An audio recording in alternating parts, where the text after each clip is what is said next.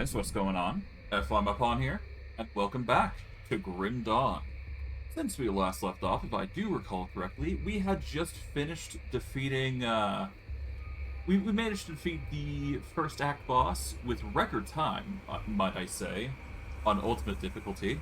And for today, we're going to go to the next area where the bandits are, and I believe take them out. But we'll have to see what comes of that as we go on, but I digress. We'll be speeding through most things, so yeah. Without further ado, let's just get into things and see what happens, because there's a lot to do.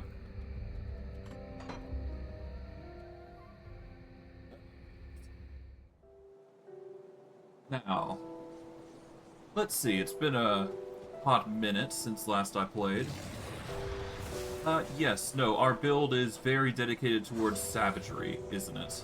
And there's a lot of, summon stuff. I did look around to see if there was a good gear set for me, and there is one or two in the DLC that we had, previously just unlocked. So there is merit to, going to that DLC to go and, see if we can't get something from there, but it is not a hard focus on what we need to do. There is a few items that we can grab that will make our life a little easier, but for now, the core focus is two things. I need to focus on abilities that give me a bonus to all skills, a bonus that gives me to all shaman, a bonus to all necromancer, which is the three core things, or I get items that actually increase pet values. So things like these shoulder pads are absolutely vital. So I'm going to be looking for those as we go along. Preferably, if we're dealing with greens, the only thing I want to get out of these is the pet stuff.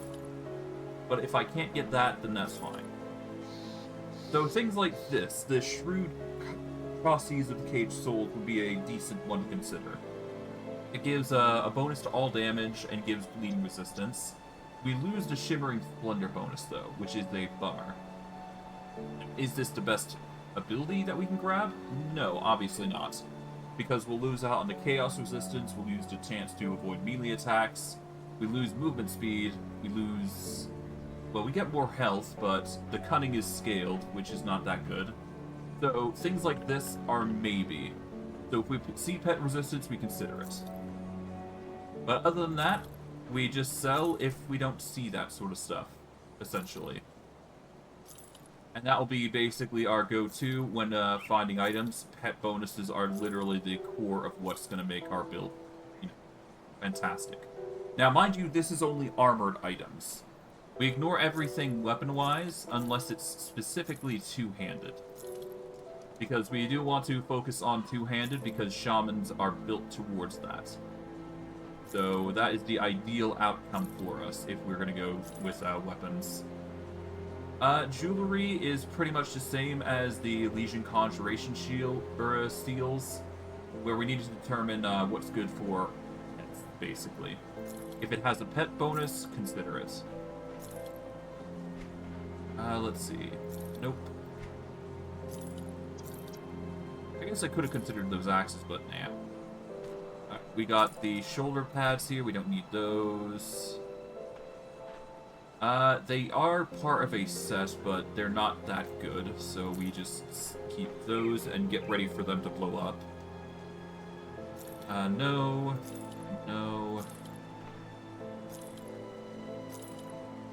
We are gonna ignore shields, period. This two-handed sword, pretty useless to us, so sell. Here we go, pet armor.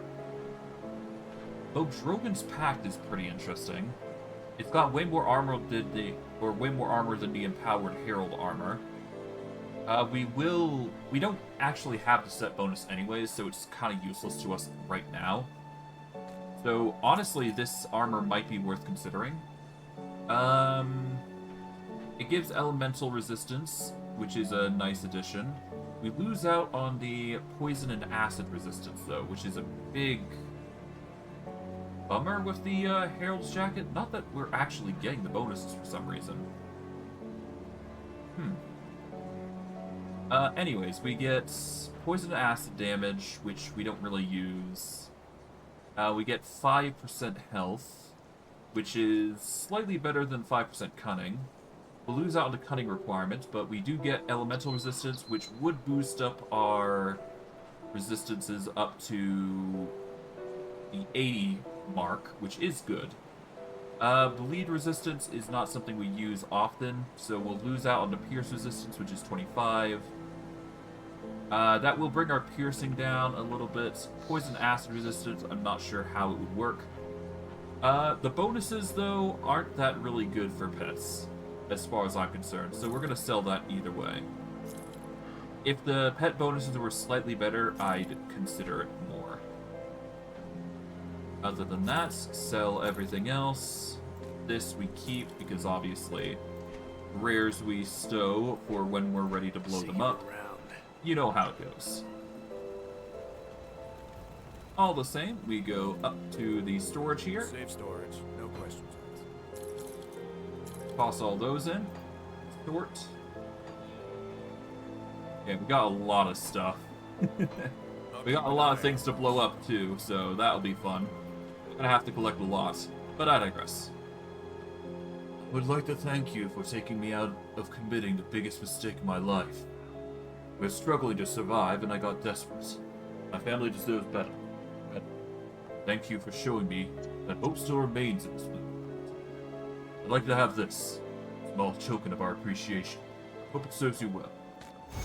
Take care. We get the ring, which is not that good, but the experience is, so all the better for us. And I guess off we go. Yep, there's nothing that we really need. I guess we'll just sell this. Because honestly, we don't need anything of this nature. There we go. Weapon-wise, we don't really need anything. And yeah, weapon-wise, we're not going to get anything good. If we can, a ranged weapon that deals vitality damage would be a good choice. So yeah, we'll just keep an eye out for that. Other than that, yeah, we should be good to go. I will buy the bristly fur. Battered shell we'll buy. Don't need polished emeralds though. And let's see. Here we go, a pet thing. Soul harvest +3, but other than that, no pet stuff, which sucks. Ah, well. Any pet stuff here? No. I mean, I could go physical damage if I really, really wanted to, but there's no need. I already got a legendary scythe, so it's all good. Alright. We're gonna go to the Arcovian Foothills Rift and just keep going.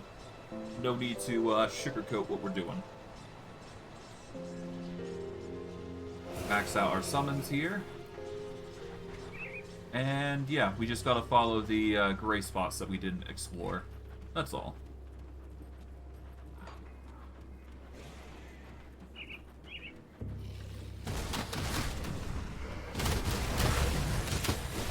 There we go. Just gotta make sure we're in the front line as we're throwing hits. We should be good.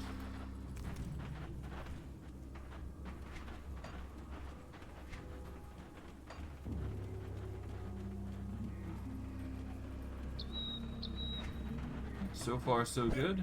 No dangers. That skill's not ready. Okay, nice.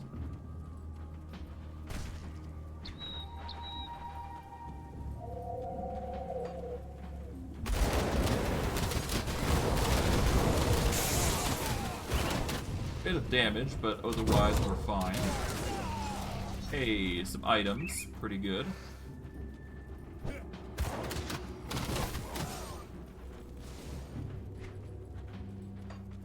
Don't see anything worth worrying about. There we go. Go across here, see what we find. Probably nothing too dangerous, all things considering. Should be good. Around it here. Oh, hello.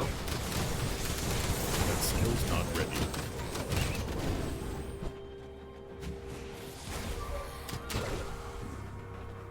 And hey, we're over here now. Good. You can talk with these guys. Alright, what do you need assistance with? Sure, I'll search for your elder. Hello, Bernard. With the bandits. Sure, I'll help you out. I don't think I've met these guys before, have I?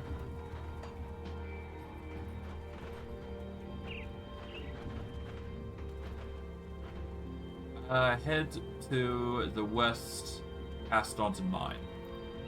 Alright. Oh, wait, no, I've met these guys. I know... Okay, I know what roughly we need to do. Okay, so... Yeah, we just need to go over here, just explore a little bit, because that's what we do. That skill's not ready.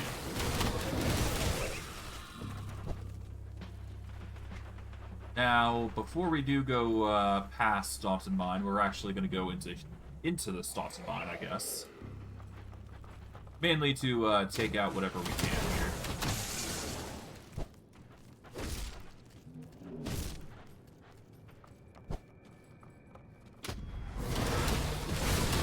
There we go.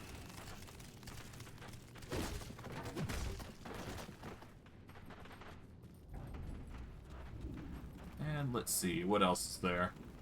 Probably a lot. That skill's not ready.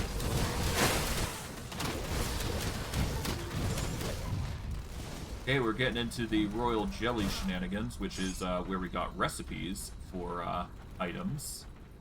Or at the very least, a recipe for other stuff, to say the least. But yeah, bandits now. Guess we'll see what comes of this. Probably gonna face a boss, I would imagine. Somewhere around here.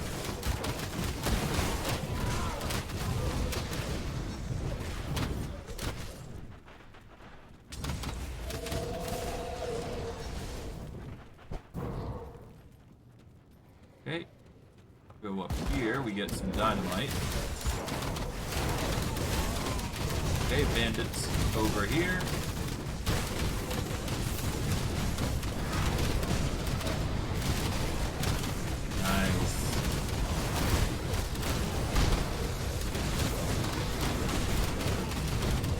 He stands no chance. We take a few hits here and there, but our durability is just through the roof. And as long as we keep hitting, we're going to keep regenerating health, so... Small prices that get us big results. Alright.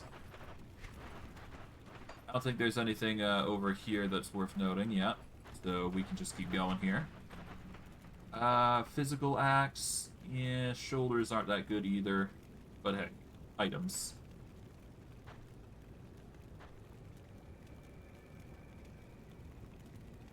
Okay, yep, let's keep going.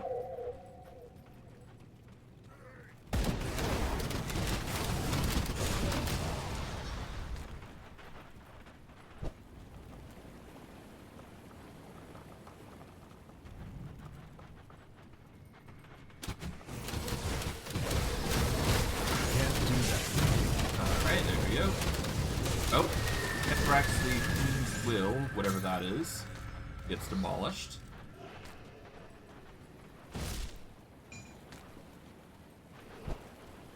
Okay, we go into here. Deal with the venom wings up the wazoo. And if we go down here, there is no chest, unfortunately, but that's fine. Take the royal jelly and all that, so that way we got more reagents that we can utilize. And now we exit out from the other side. As to where it leads us over here.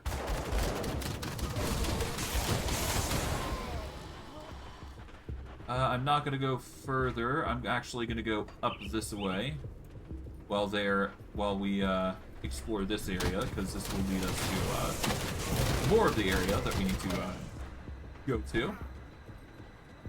Because this will lead us to the Elder, I believe, giving us more of a reason to go here.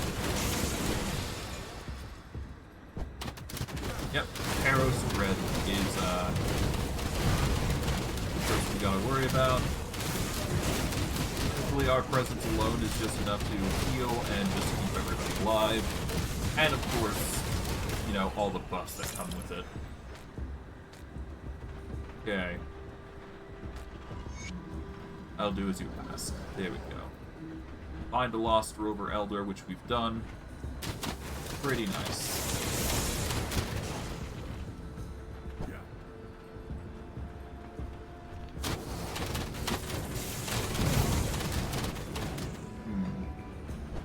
Okay, we go down across here. Anything over here?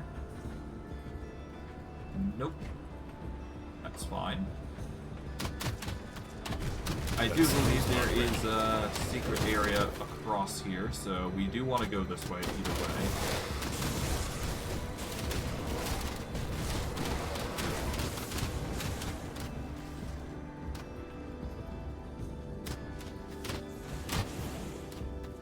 Yeah, there should be a way across there somehow. Maven's Lens. Okay, cool.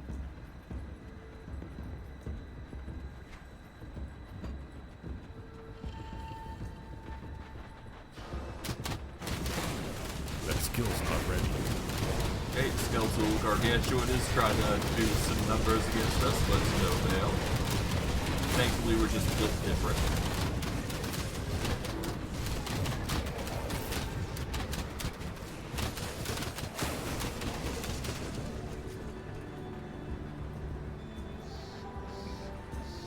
Okay.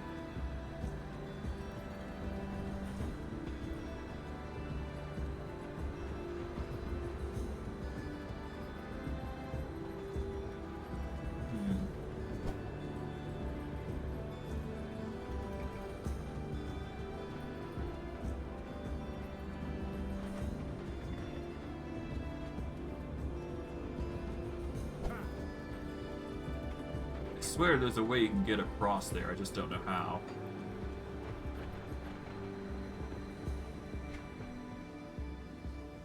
Let me do a quick Google search, actually. That would be the best way to figure it out, huh? Yeah, no, let's do a quick Google search.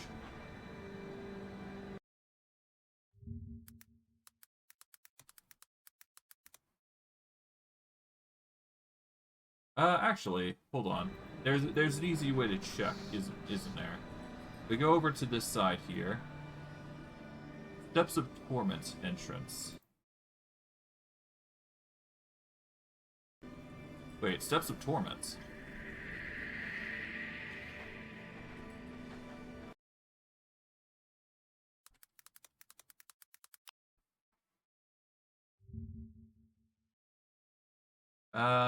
Underground area in Act 2.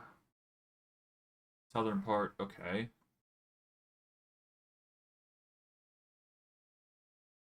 Oh, I see. Okay, so yeah, no, this is the, okay. So I got a rough idea on where it is now. Okay.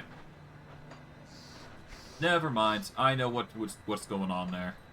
It's no big deal. You don't need to worry about the area there because we've already effectively gone to the well, we've already gone to the Steps of Torment, if you will. It's just a special method of going through it, if anything. Regardless, we'll go over here. Found the Elder. Here. For our troubles, we get some Rover Rep and some gold. Don't need to keep anything. Got a salvage dealer here. Acid damage. With a significant boost to pet stuff. Jeez. This is enough to consider. Considering it, it's very much enough to consider. God, hold on, let's see. We'll lose out on the bonuses from Might of the Bear, though, is the thing. So we'd have to respec a little bit, or even worse, get rid of Savagery, because it's not going to benefit us. But damn if it isn't worth considering the pet damage is insane. We get some insane acid and poison damage on top of it, and physical damage is converted into acid as well, if we were to use the Invoker here. We'd have to find a one-handed weapon to pair it with that would either do physical or poison, which would pair significantly well with it, to be fair. We just have to find a pet-oriented weapon for it, which I do believe there is some acid options for weapons. Just not something that we can really utilize with the greatest of ease. I can't do that. But that item is very much worth considering, pet-wise. That would act as a significant boost to our damage and overall just make our pets even better, which is exactly kind of what we want. All the same, off we go. Okay, we're almost there. I can't do that.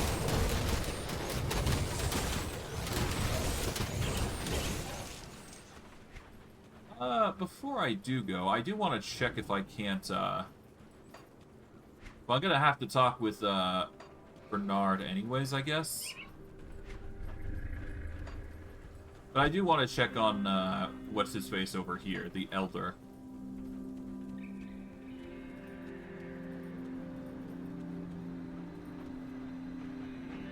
It is done. Rest in peace.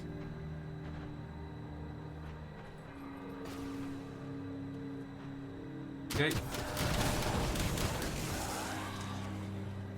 Meant to portal over. There we go.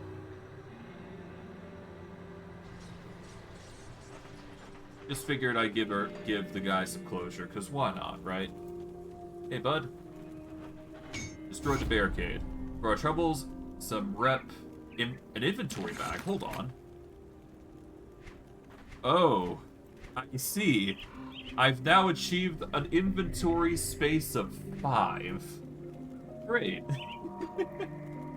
Well, I mean, I can't complain. More inventory space is better than nothing. I wasn't expecting another inventory increase, but hey. If we're gonna get it for such things like that, I can't really complain. More space to gather resources, I suppose.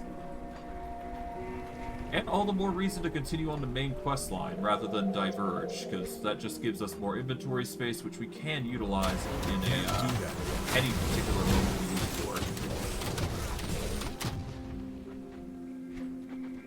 I guess it was a good thing that we reset from the very beginning. It's giving us more boons than I was expecting.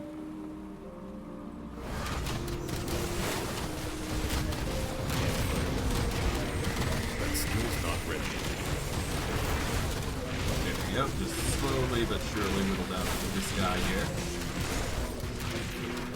Yep. Summon a bit more minions. There we go. Stash of the Immortal Sage. Tempting. Good pack. Not bad.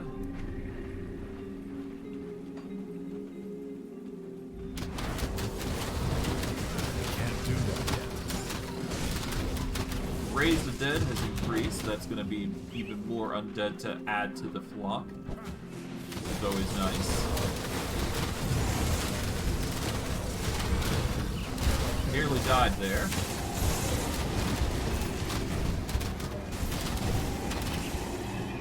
Damn, Bossy Shamblers hit hard, that's for sure. Oh, there is a totem that we will want to get, but before we do, we are obviously going to want to take out what we can here. Take our time. Should be fine. I shall check down here. Yeah, nothing there. Okay. Gonna stick to the rightmost part of the path, so that way we can try and get to that totem. Is what I would say, if not for the fact that we've got a area here that we can investigate, so... I guess this comes first, because, might as well, right? Stirring Caves are, naturally an enemy of anybody that comes through here. That skill's not ready. Wait, avoid touch B.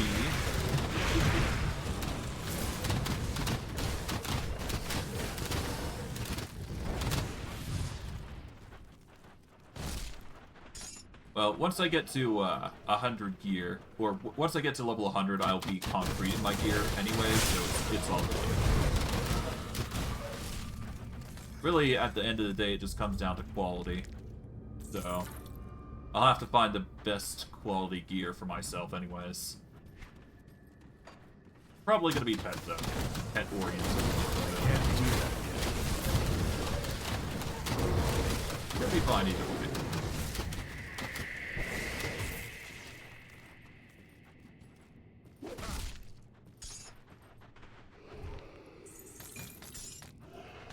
That jelly is always going to be a nice addition, because that's just basically healing bombs up the wazoo. Already went down there. I can't do that.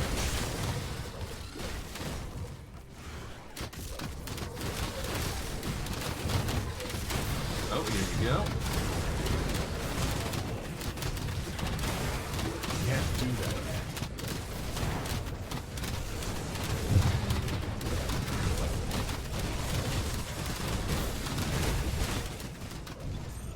There we go. Marauder chest, Aether fire materials. You know the drill by this point. There we go. I don't see anything else. There was this sash. Yeah, there's a bunch of numerous items here and there. Let's see. +1 to all Arcana skills, 6 defensive ability. Not bad gear set. Nothing we really need, though. These shoulders give fire, but they're not good enough for what we're trying to do anyways. Given the fact that they don't specialize with what we got, so no reason to focus into them. And now we just take this advantage to go over to, well, along here. See where we go. Summon a few more minions, because we're running a little low. Not by much, of course, but you know the drill. Offer that, we get a devotion point, a few bits of gear, nothing too crazy. And we can invest our devotion point where we need to. I believe the first focus is obviously to increase... Yeah, we just need the primordial aspect of things. So with that, we go into Panther. That gets us the 16 points we need. We can sacrifice the point in the crossroads here for health. And we can start investing into the Dying God, I guess. Unless, of course, we wish to invest into something else entirely.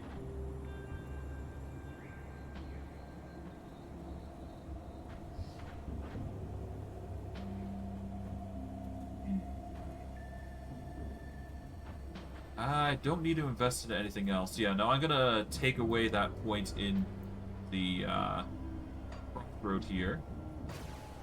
So we will portal back to Devil's Crossing real quick. So that way we can make it plausible. That way we can get the extra vitality damage early on without a need to go and pursue it. Let me clear your Alright, mind devotion. of regrets. Take away that point. Okay. As it stands, we can reduce the primordial by 1 point if we need to. I prefer to keep it high because we are going to need points in Tree of Life eventually, which is going to be the surplus healing that we need. So... yeah. Is there anything else I need? Let's see. Do we need Behemoth? That would sacrifice 2 points, which we don't want, so... yeah, no, if we take points away from this, yeah, no, one of our constellation depends on it, so we can't really do that. We can't really get rid of Jackal either. Can't get rid of Kraken. I can get rid of the Hound, but that's only because Primordial is carrying for most things. Stay strong. Alright. With this singular point, we invest into Dying God, I believe, right? Yeah, we'll get bonuses to all damage and chaos damage, which is going to be our go-to. So, the best thing we can do is invest in vitality damage and chaos damage when we get the chance. Because both are going to be vital for our eventual growth into that. Alas, we should be fine. Alright, let's get going. At the very least, our damage is going to be increasing significantly because of this, so it's all good.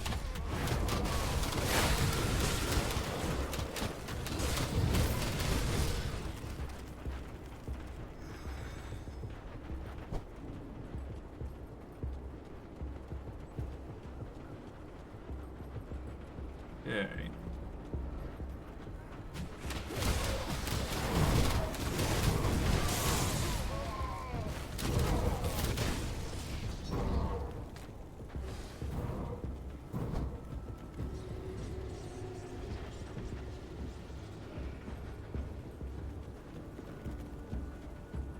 Hello. Keep your weapons where I can see them.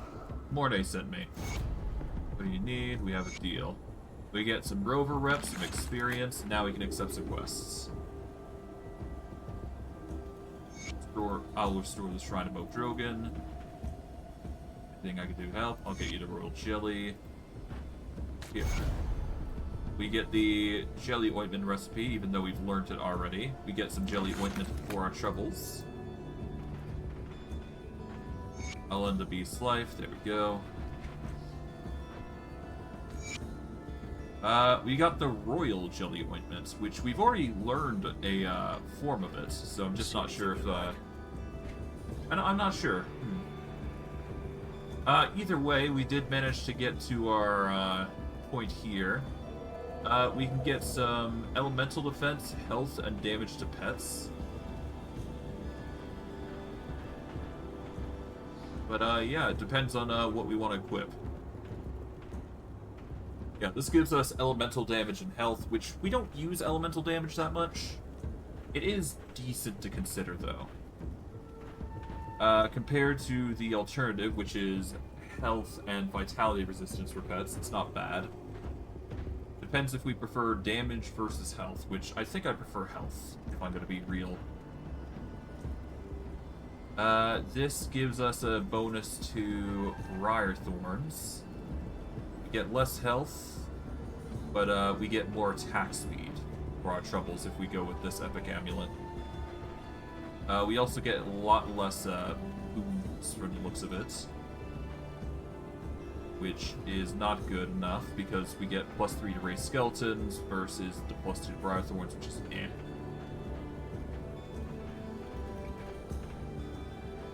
Everything else is meh. I can live without it.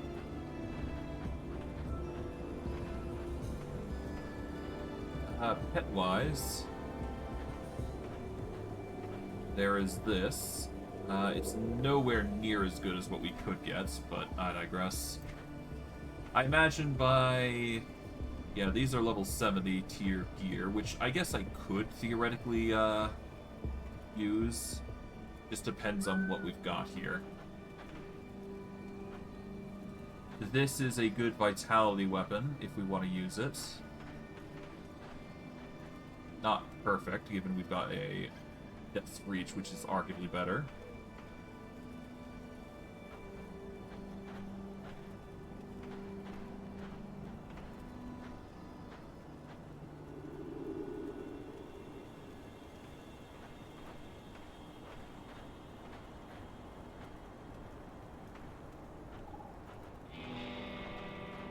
Bonus all pets. Health, offensive ability, attack speed. Not bad.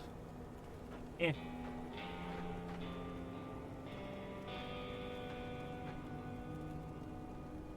Be placed in the transfer stash to use on other characters. Does not stack with writs. Okay, so if you have another character that you want to invest into the mandate of another character, then there you go. So this is only good if you have another character that you want to give stuff to. I'm sorry. +6 to Briarthorn, +44 damage to all pets, and a boost to attack speed. Hold on. The damage is nothing compared to everything else that we got, but damn if that's an amazing ability for Ben.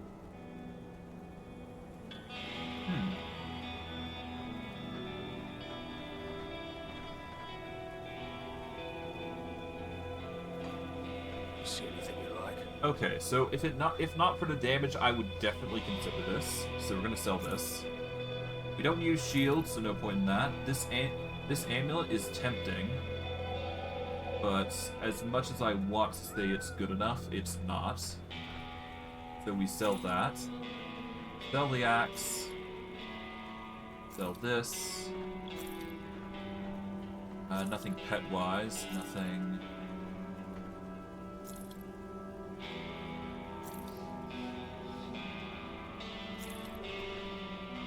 There is some stuff pet-wise here. Health, offensive ability, and vitality resistance.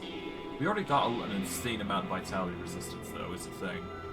The difference between this and the other gloves, though, is that this has way more armor, so it's worth considering, so I'll hold on to it for now. We don't need this book, this.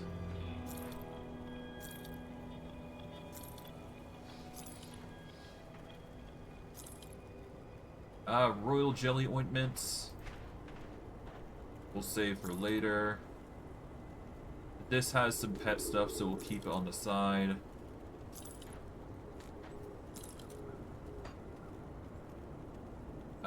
We sell this. Jeez, that's a lot, but we sell.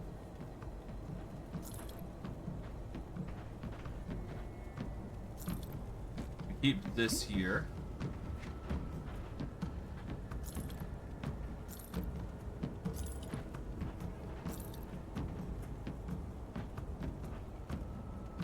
This is tempting.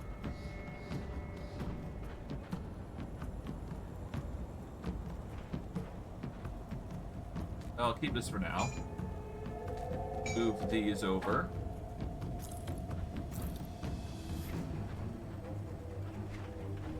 Alright. Put it to good use. Let's see. Gloves. We'll lose out on chaos damage, which we don't have. We will get 373 health instead of 3% health, which for us is around 16,000. So 16,000 of 3% is about 480 HP. So we'd be losing out on around 100 or so. We get 9% cunning. We lose the elemental and bleed resist. I believe bleed is, 48 over maximum, so the real loss is only the elemental resistance, which is replaced by Aether resistance, which we currently have the lowest of. So it'd be really good. We'd also lose 3 points to Mogdrogan Pack, but honestly, could be worse. For pets, though, it gives more health, which is more survivability. They gain more offensive ability and vitality resistance. For vitality resistance, any more I don't think they need, because they've already gotten an insane vitality resist. Yeah, they already got 80%. I guess equipping these would make them even more resistant to it, so this would either bring them to 97 Aether resistance. Well, it'd be brought up to 90... Hold on, sorry. It'd be brought up to 93 vitality resistance at the cost of Aether and Chaos, which they are not as resistant to, but they're okay against. I'll equip it to see the changes. Vitality resist does nothing, but that's fine. Alright, I can tolerate that loss. It's fine. For our troubles, though, we are going to need something to resist lightning, or we bolster something else up. I think the biggest thing that we need to bolster up is the acid resist, so we will use the anti-venom salve. to cover that. There we go. And that will help us resist poison at the very least a little better. There we go.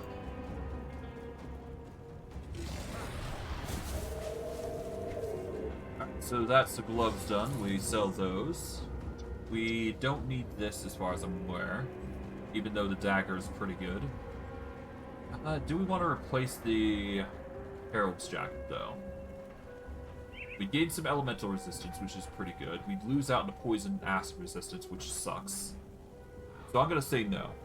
The jacket is just too hard to pass up, so we sell that, and I'm definitely considering the Dagger of Insanity as a sell.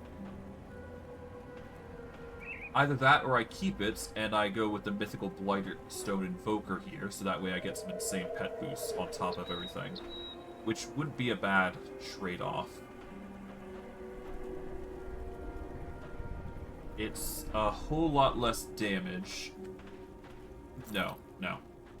Definitely considering the Blightstone Invoker, though, because that is something that we may need to invest into eventually. I don't know. A lot of things to consider, to say the least. But, alas, we needed the upgrade anyways, so it's all good. Alright, the rest of these, well, I guess I'll keep as is, and we shall be continuing onward. I guess I'll start by going down here to see what's going on in New Harbor here.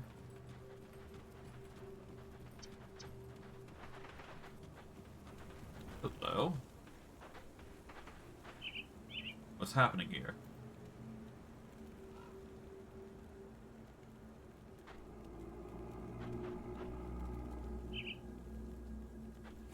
Anyone to help?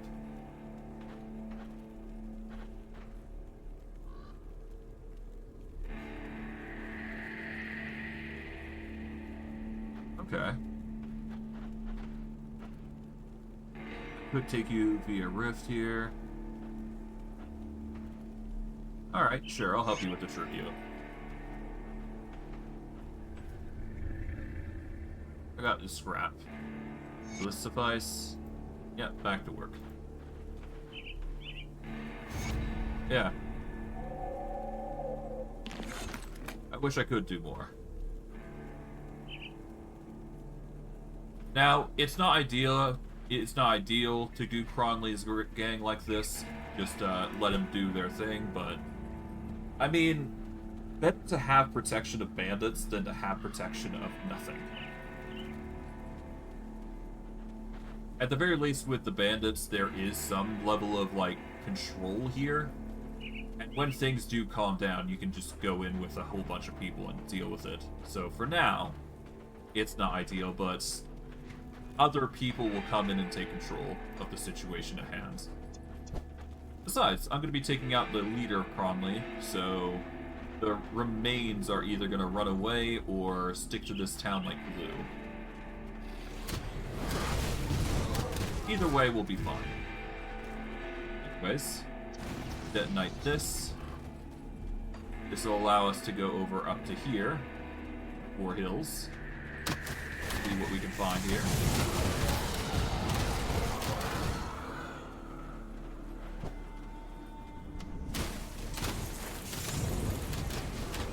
Yep.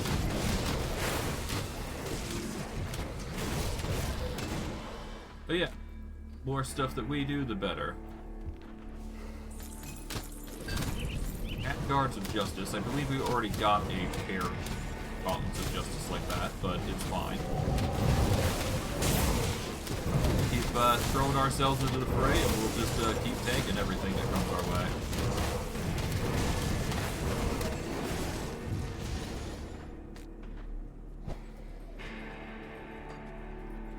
Okay, but other than that, we've got our path forward.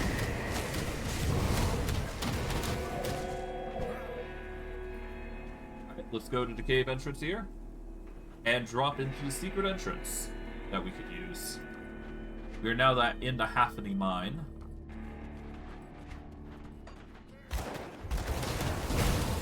And off we go. Clear out as many enemies as we possibly can.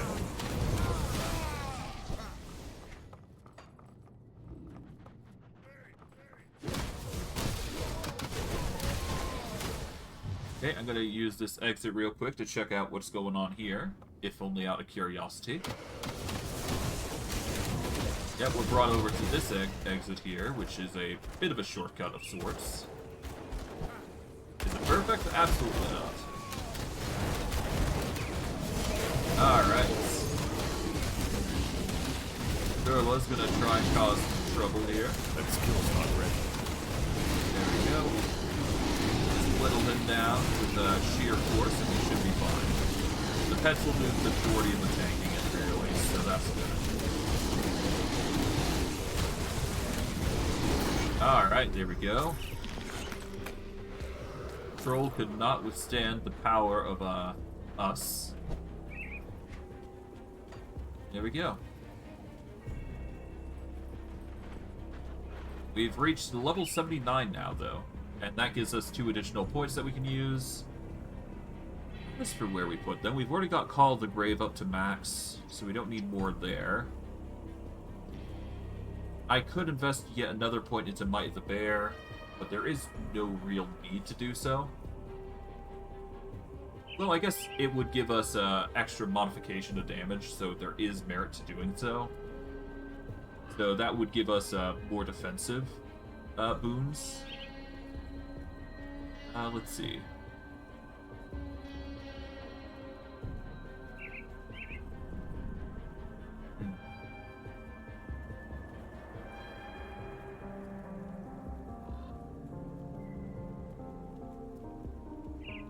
This could stun targets for 1 to 2 seconds.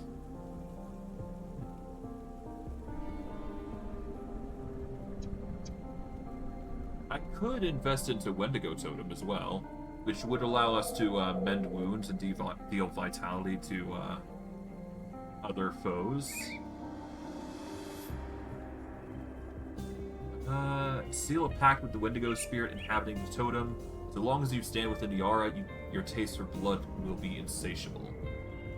It gives 99 vitality damage. It gives a boost to vitality damage. Bleeding duration increases, and 4% of attack damage is converted to health. So the totem would be a really good addition, I suppose. Plus it heals, which is nice.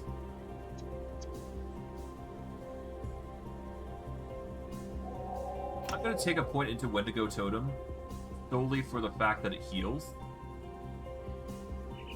It's 3% health plus 180 HP, which is pretty good. This will increase the meter. Well, this just gives it extra damage, and any attacks we do is converted to HP. I'm going to go with the Might of the Bear for now, though. Solely because I can put the Wendigo Totem here now, and then I can put the Royal Jilly Ointment there. This should be just something that we apply every single turn, much like these summons that we do. There we go. And that will just give us a passive healing.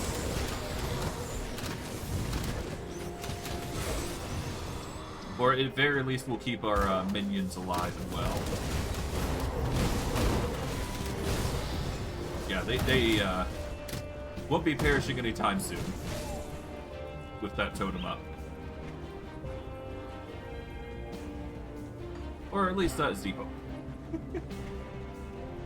Okay, if I go over here... Can't do that.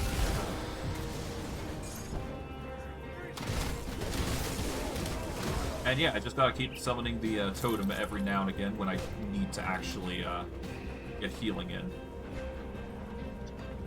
Until then, I guess what I'll do is I'll go through the mine entrance here. And with that, we should be able to procure... Well, we should be able to take out any enemies that come our way. And surprisingly, with more survivability, I would imagine.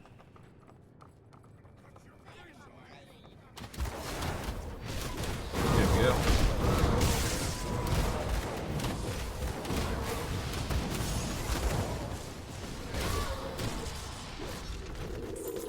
There we go. And hey, the more totem we use, the better, so... Always gotta keep that totem present, so... Gotta make sure to remind myself to use that totem. If not, it's gonna be... That skill's not ready. Well, it's gonna be annoying, at least. At least we get some insane heals, so that's good. Plus, I technically can level up to deal damage, so there is some merit to doing it, so...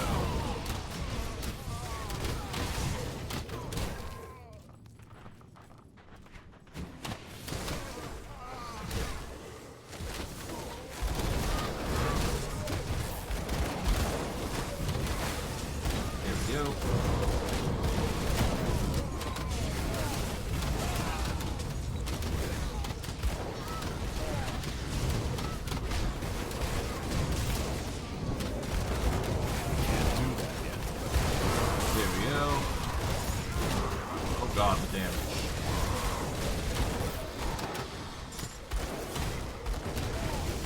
Can't do that yet.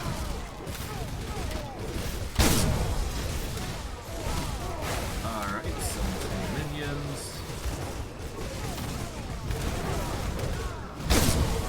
There we go. God, that's some insane healing. Well, I mean, it works out in the end. We managed to take out quite a bit of foes here. Okay, is there anything else around here that I need to worry about? Not really. Anything up here? It doesn't look like it.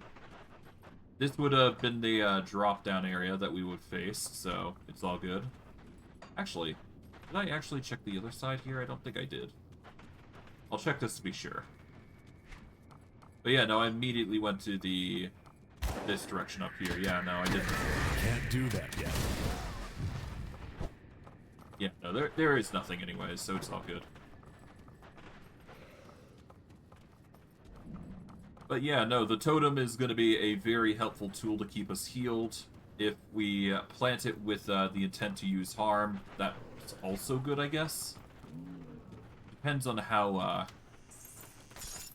much we use it, really. It's definitely going to be good in bosses because it does act like the giant passive, where we get some insane healing if we use it. So there is merit to utilizing that tool for our own benefit. It's just tedious, if anything. Acid, poison, and health damage.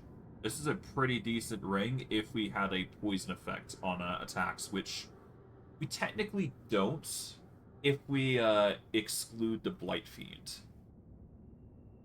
Although, that said, we can just add poison to our attacks by using a Vitriolic Gallstone, which would give our pets 35 poison damage over 5 seconds, and it would give acid and poison damage. So the ring here could be a good tool if we really wanted it to be. We just need to get corpse dust and whatnot to make it even better. But the damage that we get from all damage is way better, I imagine, so not the best outcome, I'd say.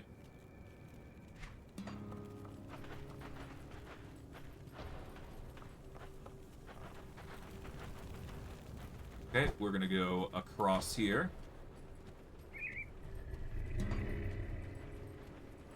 Can't do that yet.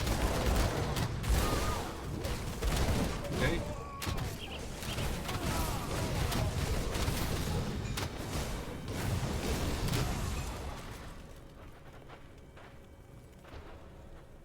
Hold on. We're on your side. Don't kill us. Why are you in a cage? Stuff going on here? That's nothing compared to what's in the mine. Conley's building himself an army of extended, and we want nothing to do with it. Of course, he don't take too kindly to people living as little cults. Got caught trying to leave. Now we're waiting our turn with the pitmaster. He tears people apart like animals. I don't want to be here when he gets bored with the guts splattering around the arena walls.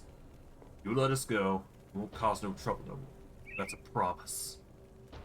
Why should I spare you? Look, Conley's gang has gone off the deep end. Crazy with power. Look for those green crystals. I've seen what he does with the inner circle. Takes them to a secret room where he plunges shards into their flesh. That's when I was sure I was wanted out of this gig. I get it. You're here to end it. You're one of them good people. I can help you. Let us go, and I'll tell you where he hides the big crystal. Then you can end this madness for good. Alright. There, I thought you were gonna kill us. Alright. So, probably don't leave the mine much no more. Too busy creating more of his ascendant. You're gonna have to get through them before you can see his. If you somehow survive, check behind Cronley's bed. There's a gap in the wood that leads to his little hideout. That's where Cronley does all of his twisted experiments. Wreck that place, and nobody's gonna think twice about using those crystals. Good. Get out of here. Get moving. Well, all the better that it's resolved, and than not. Okay, the totem's there, though. God, that's a lot of damage. Kinda surprised he managed to do all that.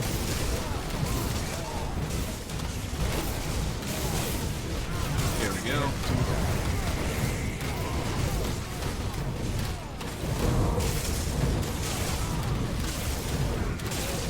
Oh my god, that damage. Like, Jesus.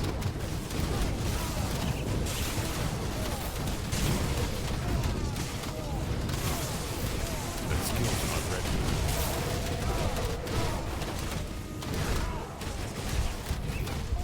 Could you stop attacking me for a goddamn moment?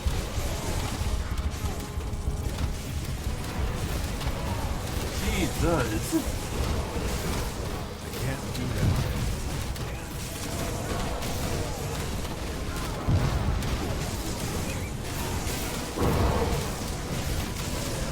Oh my god.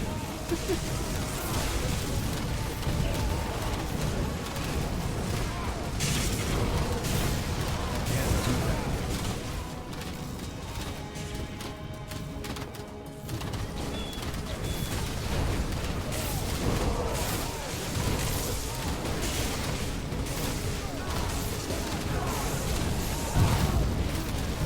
Alright, alright.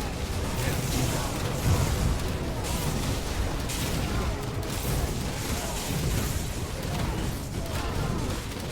Okay, slowly just whittle them down. Slowly but surely. We'll get there in due time. I can't do that. Oh yet. god. Jesus. Jeez. It's okay. How the hell? God, that was pain.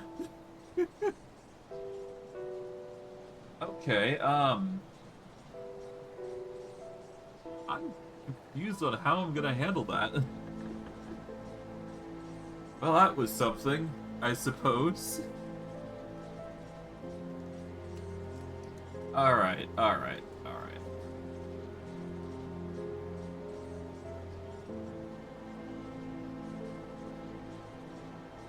Conjure primal spirits. That's a lot of pet stuff, I suppose.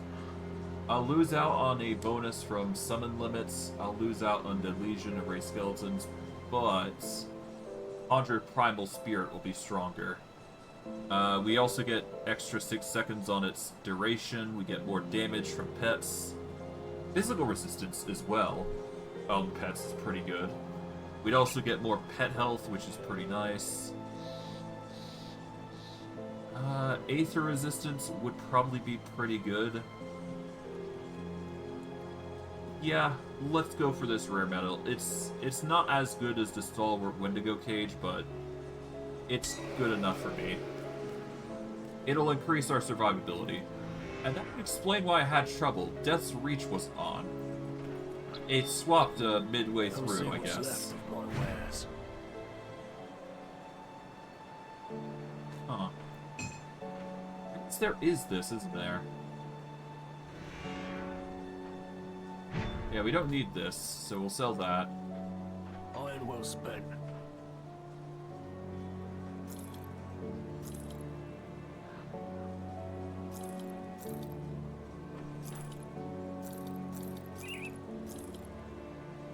Okay.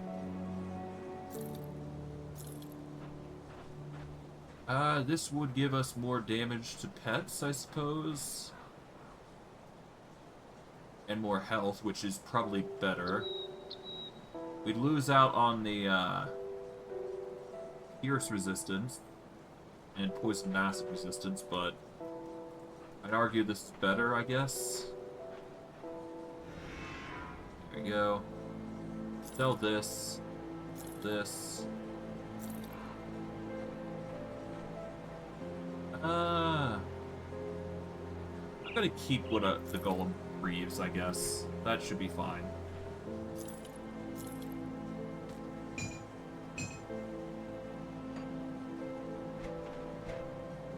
Put it to good use. Alright.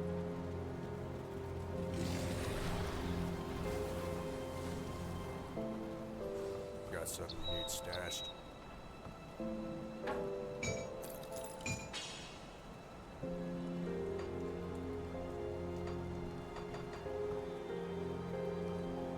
Okay.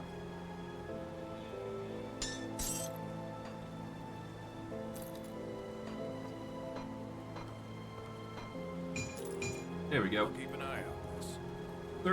Third row has been completed. We've got less skeletons, but that's a small price that I'm willing to pay, so it's all good.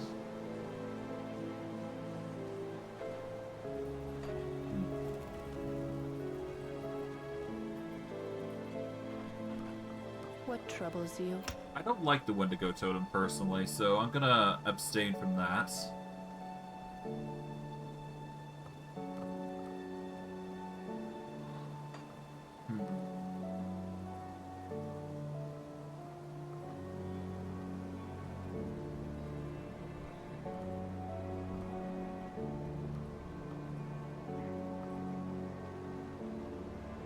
I need to increase this as well.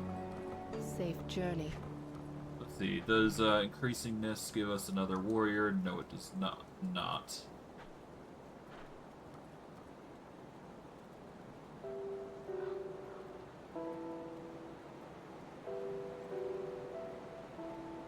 I could go with unstable anomaly and increase the summon limit for the abominations. It would be an interesting way to take this.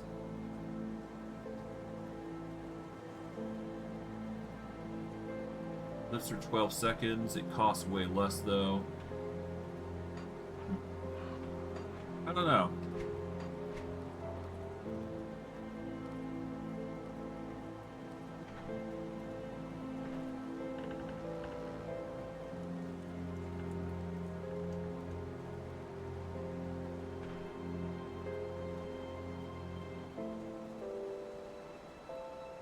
I guess I could just stick with the totem and trust it.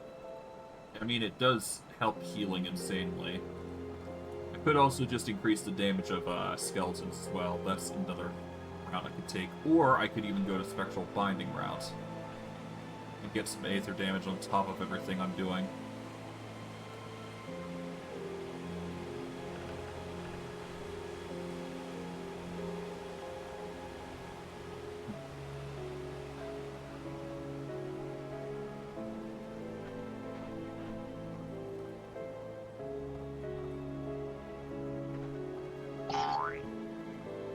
Thank you for the follow, Arola. Much appreciated.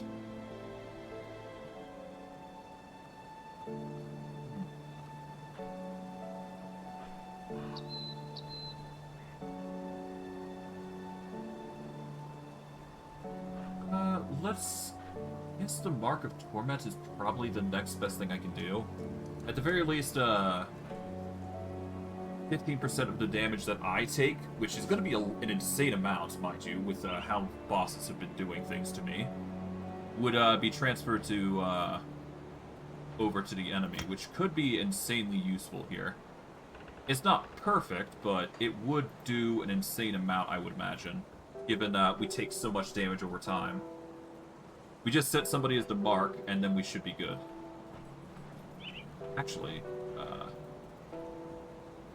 let's clear this, and we're actually going to put it on the right slot button. So that way the Mark of Torment basically triggers on whom we decide is going to be a big threat. So once we locate the threat in question, which is the enemy that did us in, we can basically just chain the attack to our benefit. In this case, it'd be 2 enemies of sorts. And then we just go ham there. Now, whether we'd be able to handle this is another story, but considering the enemies that we gotta deal with, it's hard maybe. Let's bait you across.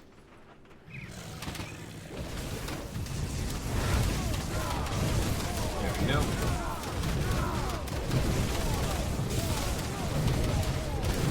Yeah, we'll just have to bait this guy out, so it's all good. Can't do Ow. that yet. Are you kidding? Okay. Yeah, no, the Wendigo totem really saved my hide then. Yeah, no. That dude's just built different. God. What troubles you? Okay, yeah, no, we need to take that out. The Wendigo totem Safe was journey. the saving grace there. Unfortunately. Alright, yeah, no. Wendigo totem all the way. I guess, actually, I can put the Wendigo totem on my right click. That'd probably be for the best. God.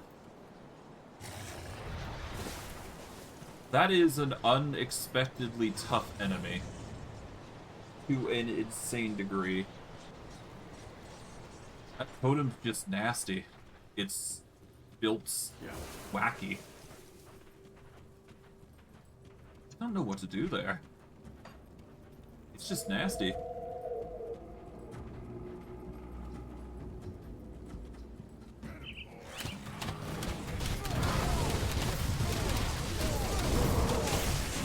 Okay, we need to at least make sure I'm toughing it up here.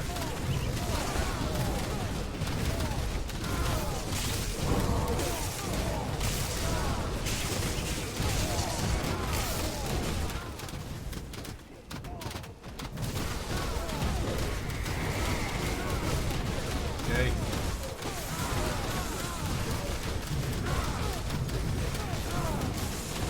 My God.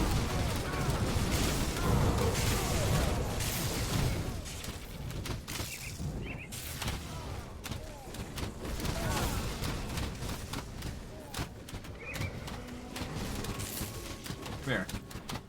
Let's just kite this guy. That skill's not ready.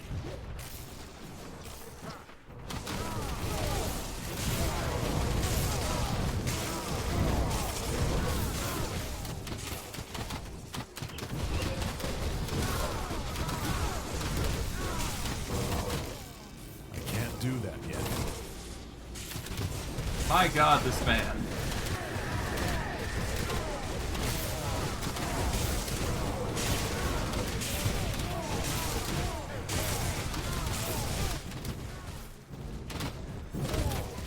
Okay, come on.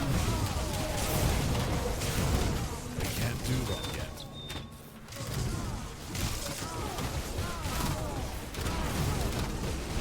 Okay, come on. Go down. There we go. Finally. Dude was doing something right. Damn. Ow.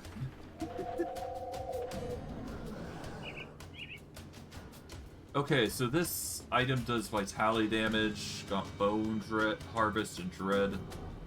I swear. Spell Scorch Plating. Oobden Bloom, Resilient Plating, and Runestone. Gives 100 health, pierce resistance, and elemental resistance, which is actually insane for all armor boost. So I don't need to worry about elemental resist if I go Spell Scorched Plating. God damn, did that hurt? Yeah, no, this guy isn't even a threat. It was just an ad that was doing all that. Jeez.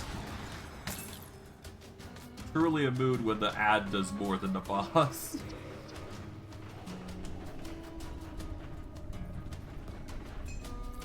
Oh well. We'll find better gear eventually. It's just a matter of time. Wasn't expecting that rough of a time. Ah well, that's just enemies for you sometimes. This is ultimate difficulty, so I wasn't exactly expecting anything less. I should be dying more, if anything. Ah well. I can't do that. Live and overcome. It's good enough for me.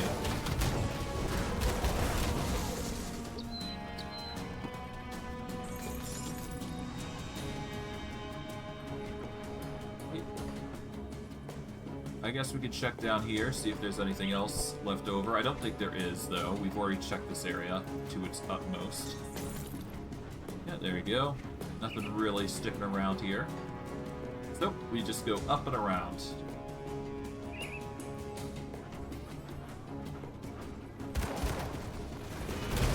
Can't do that yet.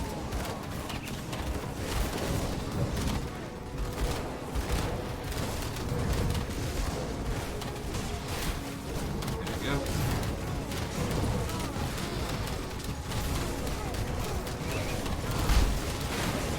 Yep, the totems are really putting in work.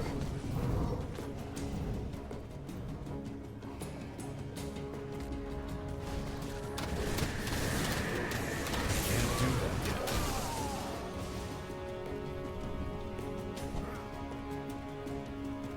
Okay, so far so good. What's this? Oberon's Raft. Physical bleed weapon. All points to soldier. Silverbolt. Hold on. +2 to all skills. That's amazing. It's got a silver core armament, which deals 15 to all damage, 15 to chthonics. This could be a pretty decent tool. You know what? Just because of the +2 to all skills, that alone is good enough to wield. It's not as much damage, but it is a ranged weapon. It's got faster attack speed from the looks of it, and we can give it literally any augment we feel is good. I do believe, and we should be fine. The question is, what sort of damage type do we want to go for? Well, it's either going to be Vitality, or it's going to be... It's going to be either Vitality, Chaos, or it's going to be Poison. Given the next tier for Dying God is going to be Chaos damage, it'd probably be in our best interest to get something that's Chaos-oriented. So we are going to go with the Silver Bolts. That's probably the best tool for us. So let's see, we got Aether Bolts.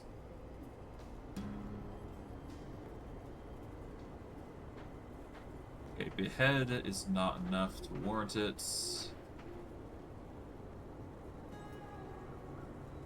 Cold.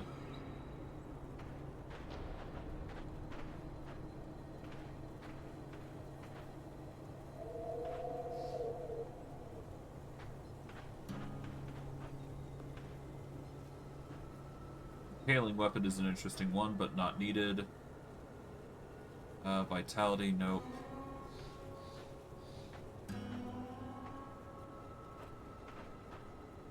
Poison bomb, nope. Acid poison.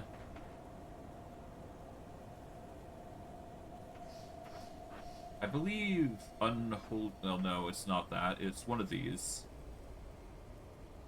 Bull Soleil, no. I guess this would convert physical damage to chaos damage, so I guess that would work. We don't need Soleil's Flame.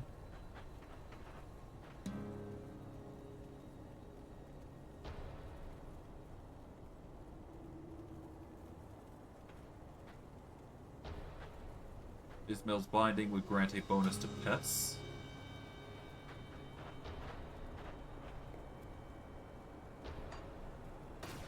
You know what? Let's portal back and go and try and find a chaos appropriate one.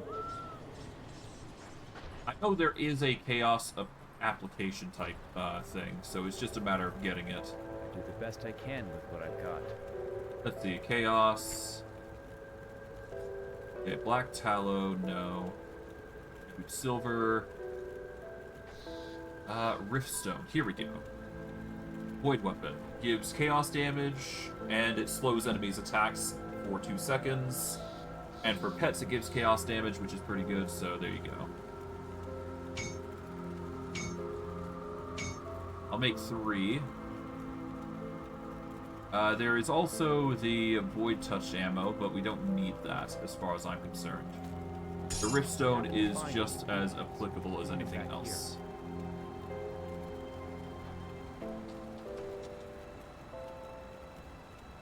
It does appear that it's already got a buff associated to it, though. It gives a 15 all damage, though whatever.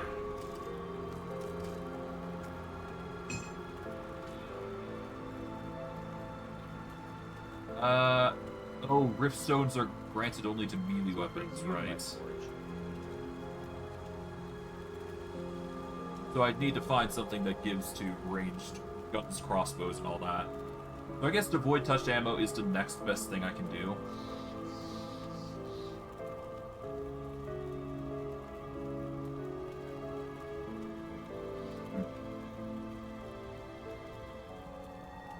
Yeah, no, I guess Void Touch ammo would be the way to go. It's not ideal, but considering we're going to be using basic attacks for this is probably for the best. Alright, bugger it. Void Touch ammo. Bring me back any blueprints you find. Bada boom. That's going to give us chaos-based attacks, so that's good enough for me. And yeah, we got silver core armaments, rather. So there you go. Before we do go, though, we should probably sell what we don't need. Left of my wares. That's sell. Don't use shields.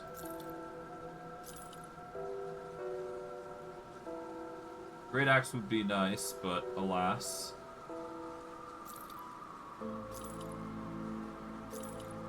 Alright, the rest will go into inventory space, and we should be good. I'll keep your stash safe. Oh, hold on. There we go.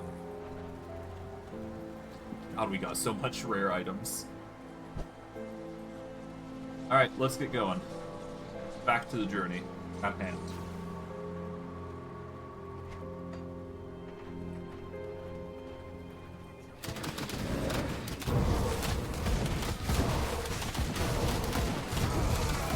That skill's not ready. Well, at least I'm at a range now, so I don't have to worry about melee.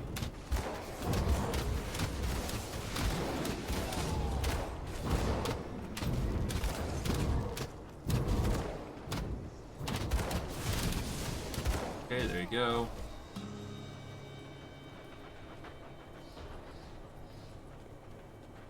Pop this open. Empowered Steel, Blazing Inferno, we don't need to worry about that. Alright, we're getting closer and closer to the area in question, so that's good. Can't do that yet.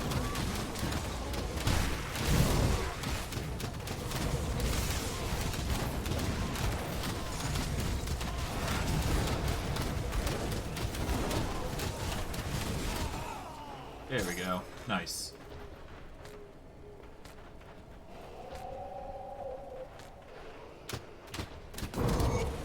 Okay, destroyed bandit, forges around 4 hills, pretty good.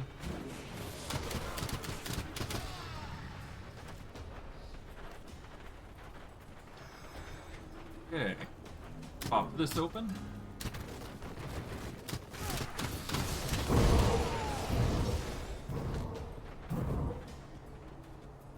Nice.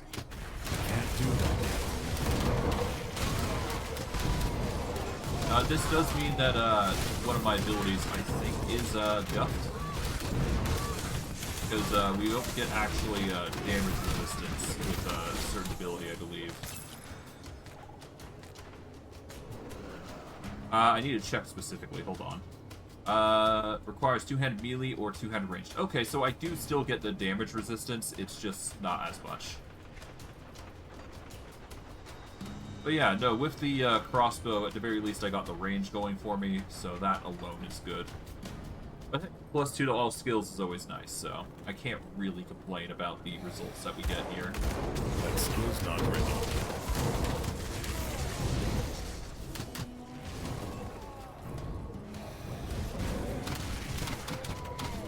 Alright.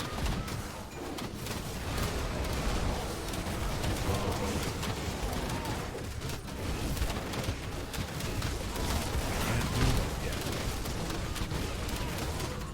Nice.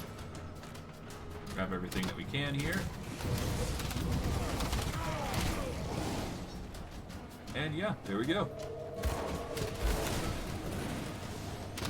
I'll just be glad that 10% of this is chaos damage and that it's still getting the benefits of damage that I'm doing. So that's good. To that end, actually, let me check.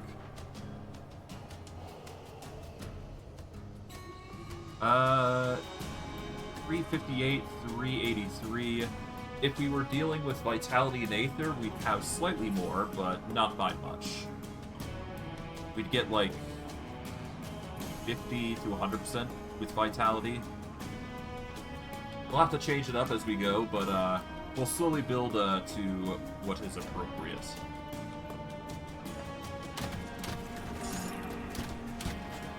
But thankfully, our attack speed is through the roof, so that's actually a good addition, I must admit. So I guess it works out in the end to a certain extent. I can't do that. Just let the totem be in the front here while I take it to the back. Because the less I am in the... Yeah, the less I'm in there in the fray, I should be fine. Okay. I can't do that yet. We're now over by the gate itself, so that's sure to be interesting.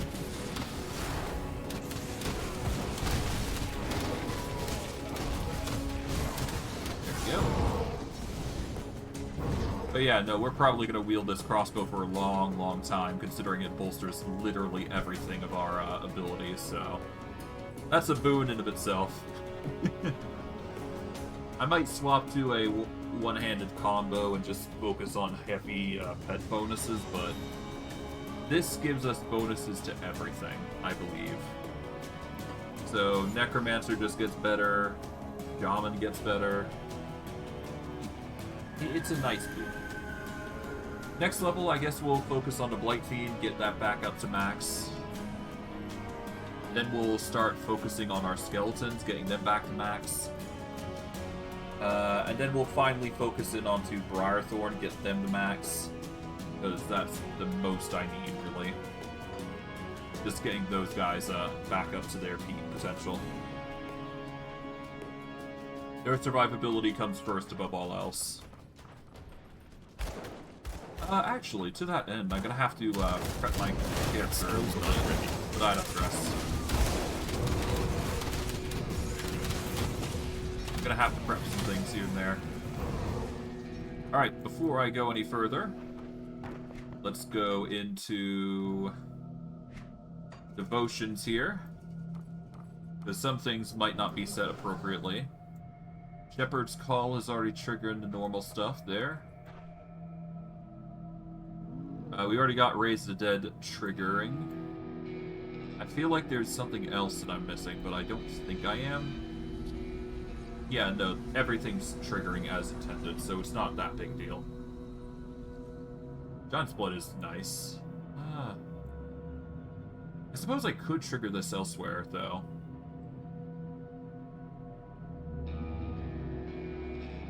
Yeah, Master of Death is fine. Yeah, it's got nearly a 10-second duration to heal a whole bunch of health, so that's not bad.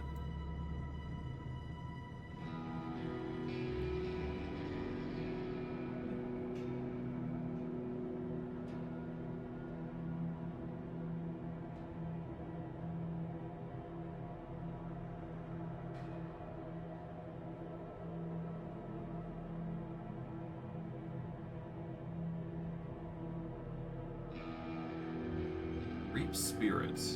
This could be tempting. No, I'm gonna need to find another ability that will work. I guess Primal Strike would probably be the noticeable choice. Next to Feral Hunger or something like that. But anything percentage-wise is probably gonna be good. I could also swap this to Raise the Dead. Speaking of Raise the Dead, let's see. It's not bad for skeletons. They live for 11 seconds, so they're doing a lot better than what I originally thought. But everything seems to be applying properly, so that's good. Was a little worried about that poor thing, but other than that, it's shooting fine.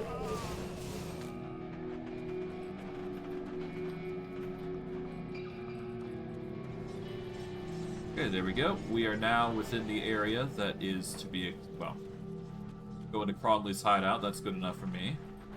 I can't do that yet.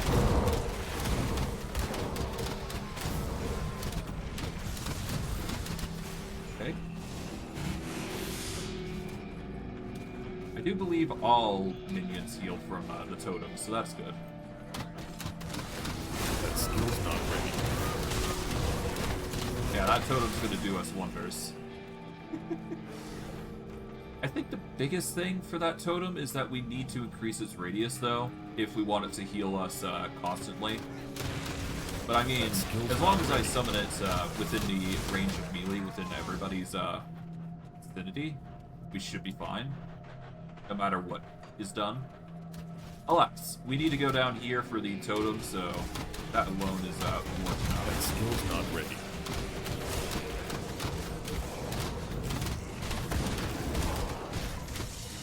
Go.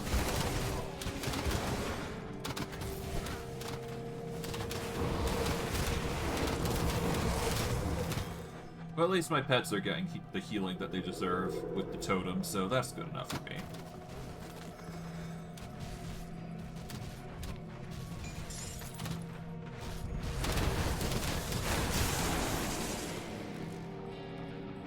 Alright.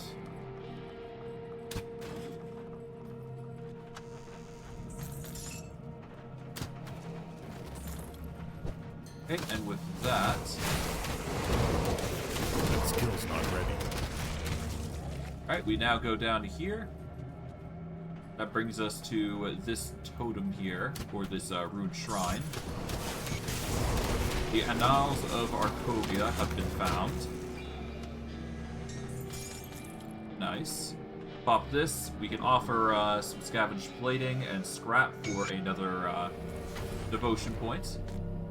And that should increase our devotion damage towards anything. Yeah, we basically get more chaos damage, which is nice.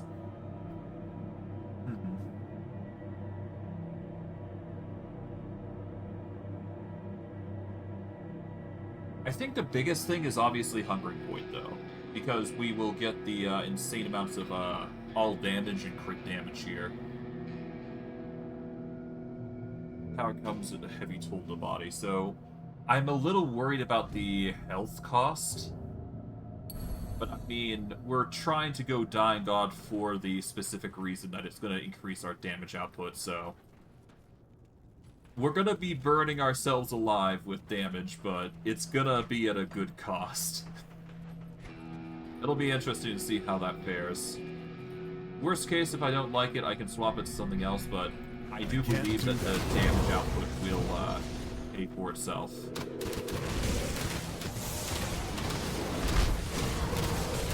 So it's not like it's a huge deal.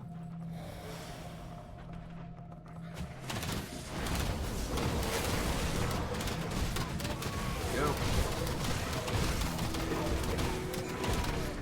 Not bad. Not bad at all.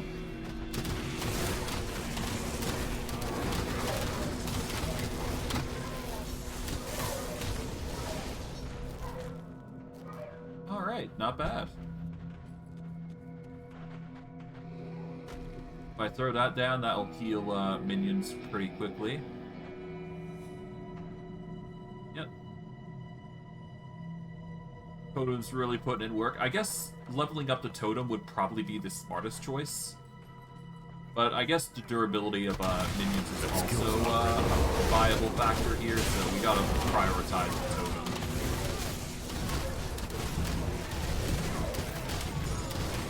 Anyways.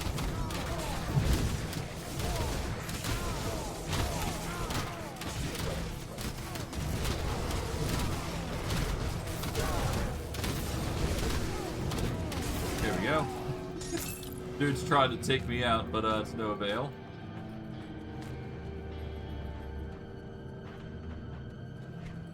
Okay.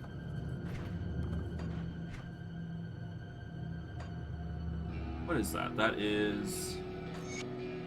Oh, here we go. Annals of Arcovia.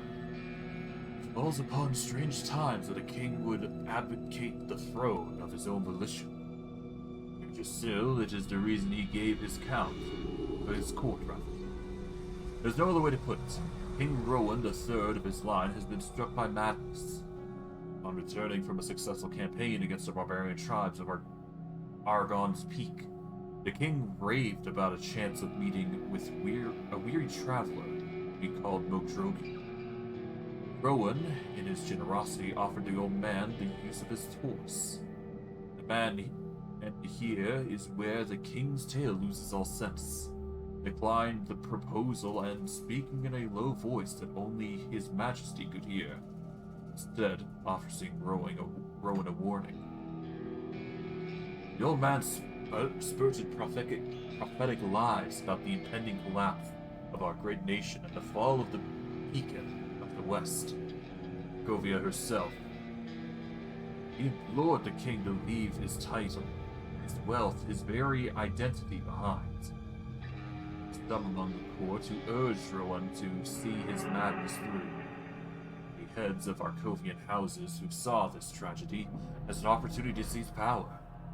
The queen, the shining jewel of Arcovia, wept before her king and begged him to reconsider. But Rowan was resolute. In a single decree, he shattered the royal line and abandoned his ordained post as king of Arcovia. Word of the King of Madness spread quickly among the populace. Not great surprise, some of his subjects followed Rowan's lead, abandoning their livelihoods to follow their despondent ruler into a life of poverty and lost against him. It had been 3 fortnights since that fateful day. He lies dead in her chambers. They say she died of sorrow from the loss of her king. Suspect more clandestine causes. The court has fallen to chaos as the great houses bicker amongst themselves for the empty throne. No end in sight to the squabbles, and no clear lines are thrown. My patron, Lagus Varga, has called for the formation of oligarchy, an oligarchy ruled by the heads of the Arcovia's elites. No good can come of this. That I'm certain. These days I cannot help but wonder if Rowan's prophecy was a self-fulfilling one. Perhaps this storm was a long time coming, and we were merely too blind to see it. I fear for Arcovia. I fear for her soul. Interesting.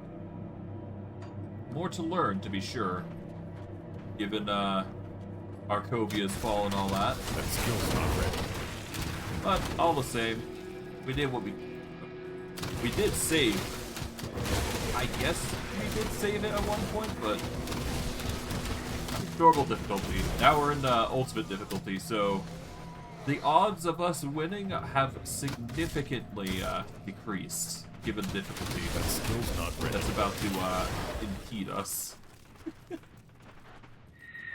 I suspect a lot of difficulties coming forward. At least we're getting more and more dynamite as we go through this area, so that's good.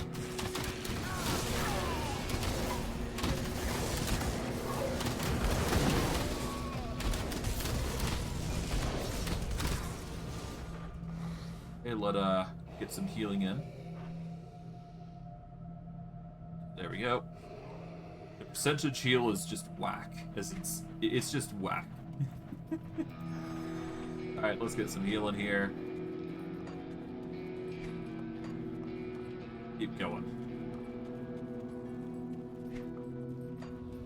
Now, originally, there would be a boss here if we had let, what's-his-face, live. But, yeah, no, we, killed him this time round, so, there is no, special boss popping up here. Not anytime soon, anyways. I'll grab the Carbine of the Sage. I'm not sure how I missed that. It's all good.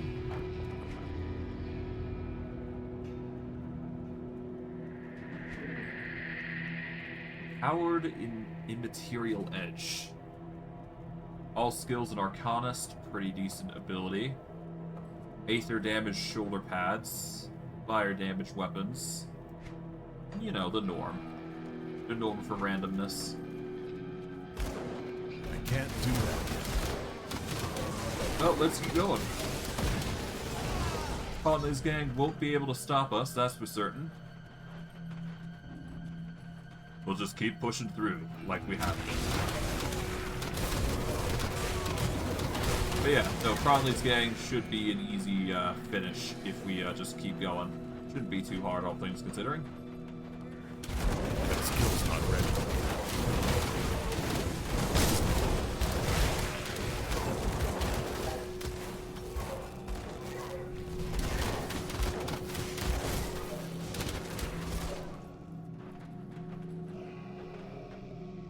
Now that I think about it, I don't get any acid or vitality damage, do I?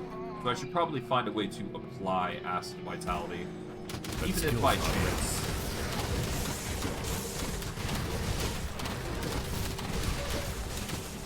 I do have a percentage chance of triggering certain things. Pop that totem there, so that way we get some quick heals.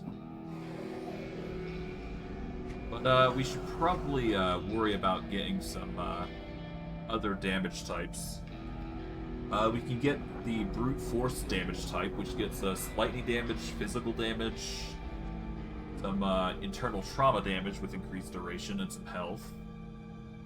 Alternative is physical damage, lightning damage, bleed, and a stun with the primal strike, which I believe is a active ability, which we do not want.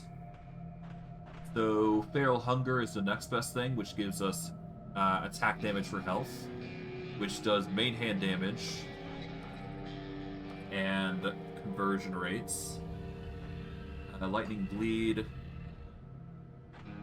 Oh, technically we do Vitality and Aether. Yeah, technically we do actually do Vitality and Aether damage.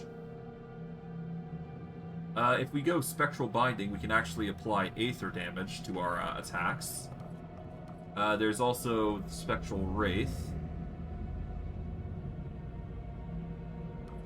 Let's see. Okay, so this triggers upon anybody that strikes us, which does Vitality and Aether damage. So this is another way that we can apply Vitality and Aether damage. Spectral Binding would be a nice ability to have, if only for the fact that it's just going to deal extra damage on top of everything.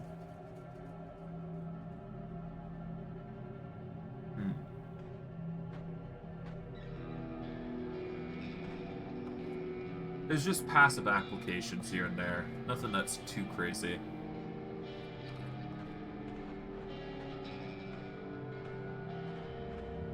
Upheaval. 100% chance to be used. 4-meter target area. Okay. Whenever you land a critical strike with your basic weapon attacks, the ground shakes with the force from the blow. Okay, so if you ever get a crit, then it deals a bit of a shaking attack. It.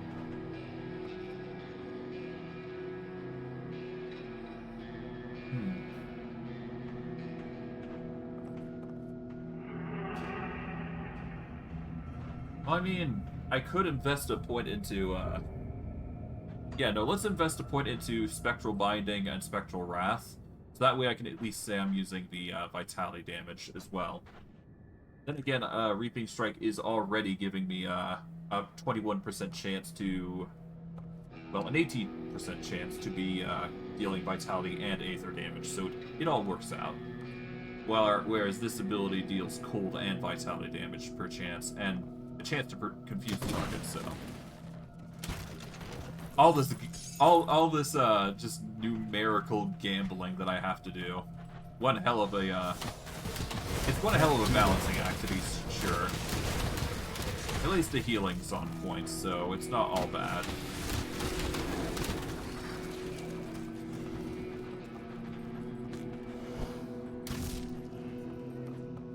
Yeah, nothing here.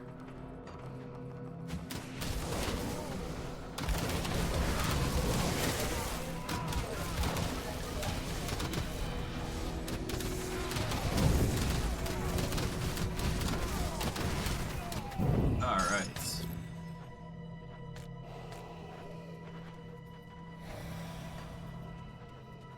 I'll go down here. Skill's not ready.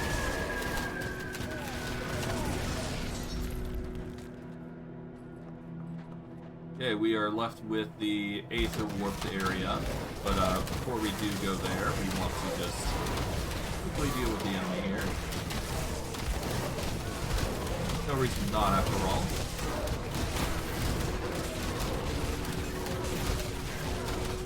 Okay, there we go. Nice.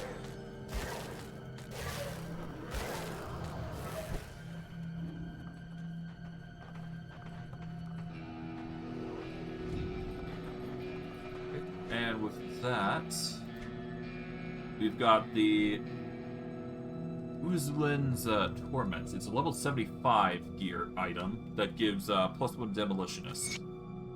If we were a Demolitionist, that'd be good, but we aren't, so no.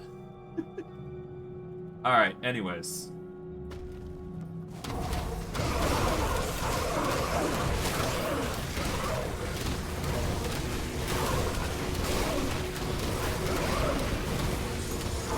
Let's backtrack here. Oh, hello.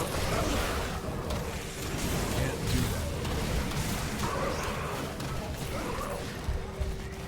that. Oh god, back up. Do 5 here, there we go, get some healing in.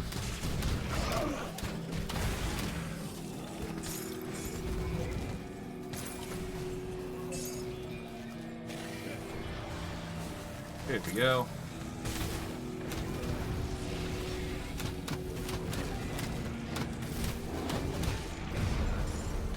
There we are. Nice. It took a bit of backtracking here, but then again, that's just the majority of fights here and there.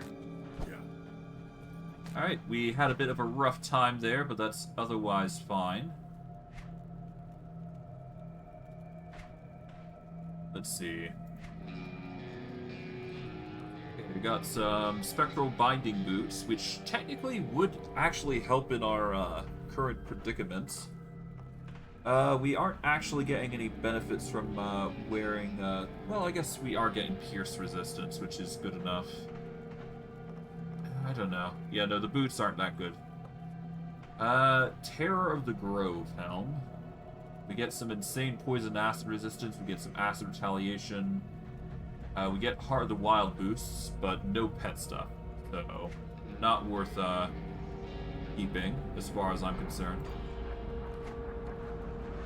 We can still learn this, though. It is level 15, though.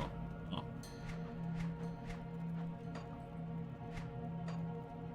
Alright, well, whatever. Until we are stopped from looting, we should be fine to keep going.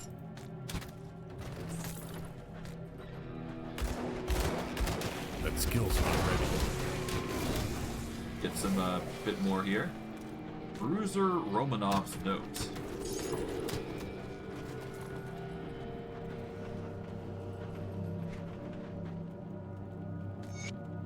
The boss says I'm done good when I smash them rover skulls and hiding their food.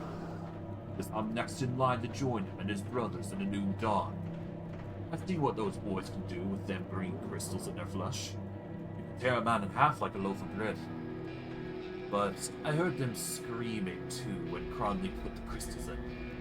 It sounded worse than the last time he got his hands on a rover. But the little pain's not about to turn me into some knife-stabbing wimp. Nobody's gonna outmuscle the bruiser around here. Okay then. Well, that's his choice, I guess. Alright, we're gonna set up a portal here just to be safe. I can't do that.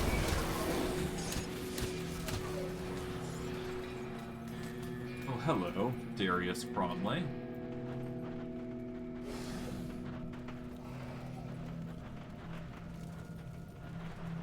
So Bourbon's dog has come barking. You should give up trying to act the savior. It doesn't suit you. Humanity is already doomed and a new power is rising. Get on board like I did or go extinct. Well, that's not quite true. The Ethereals will need new vessels, so I'm sure they'll keep some domesticated humans around to breed like livestock. You know, I heard you were taken when they found you. I bet your offspring would make good vessels. Alright, where's Elsa? Mornay's little sweet thing? I pity she escaped. Oh, the delicious things I could have done with such tender flesh. She fled west, but she won't get far. Half troll tribes hold Smuggler's Pass, and with nowhere to run, my men will soon retrieve her. Alright, why are you after the prison? Isn't it obvious? Devil's Crossing may be a prison, but it's like a fortress, and controls the roads to Burwich and to the west. Yeah, The Ethereals basically, wanted to- this ends now. That skill's not ready.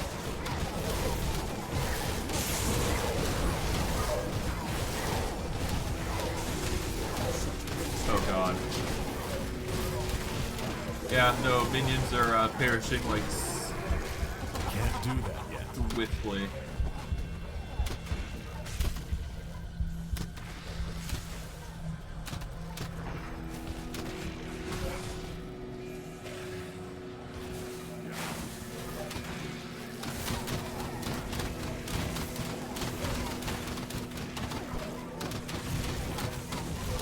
Yeah, just kite.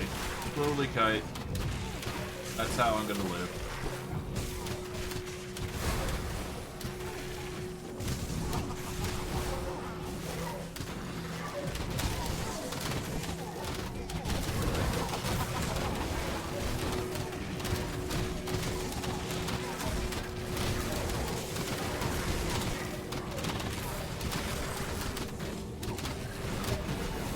There we go. Slowly whittle down the enemy.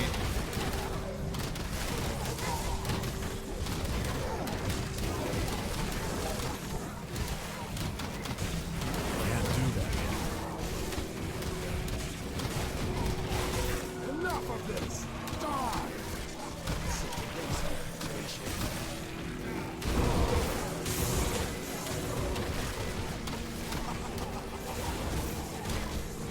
Man, dude's really trying, but to no avail. Yeah, there you go.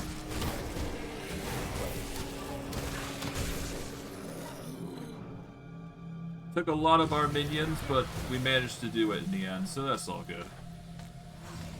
There we go. Nice.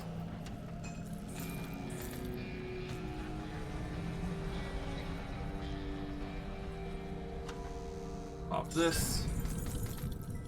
I can't carry My inventory is full.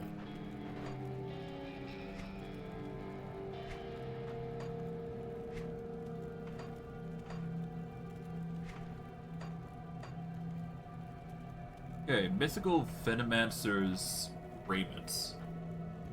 Venomancer Aura gives 15-meter radius of acid damage, with a 25% chance of 250% of that acid damage, alongside 75% poison damage. That's not bad. Elemental damage converted to acid damage. You basically just make a massive hit of acid and poison. That's pretty nice. Before I go any further, I'm going to go back to Devil's Crossing, sell what we don't need, and go from there. Because we've got See anything you a like? lot, to say the least. Weapon-wise, I'm probably not going to need much, so we should be fine to just sell, and we should be good. Bonus to health, defensive ability, vitality resistance, nope. Not good enough.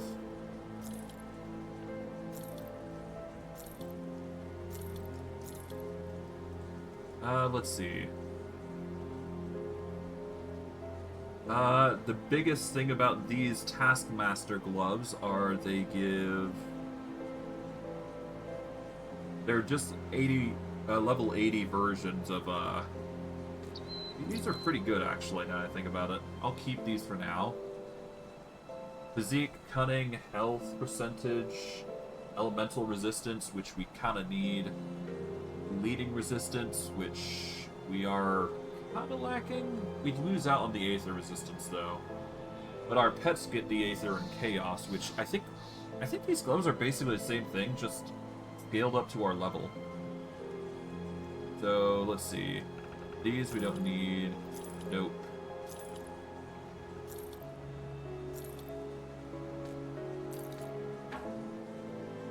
Okay, no to this, no to this. Don't need that.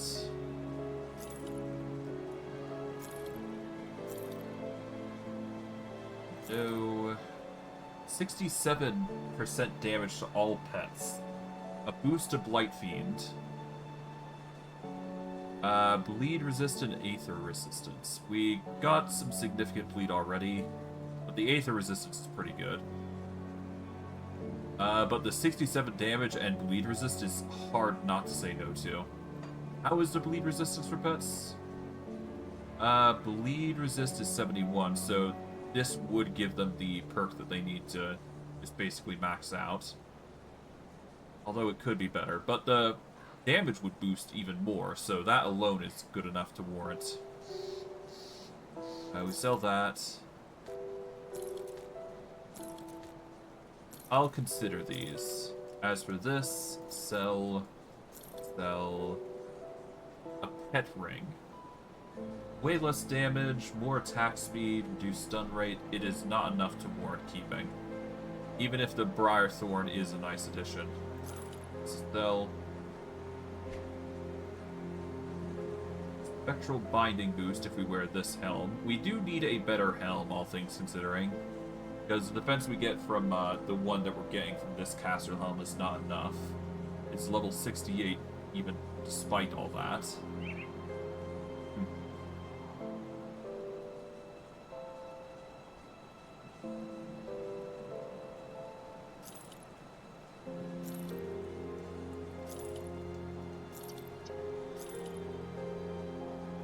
Do the Heart of the Wild, no. The current one we got is better.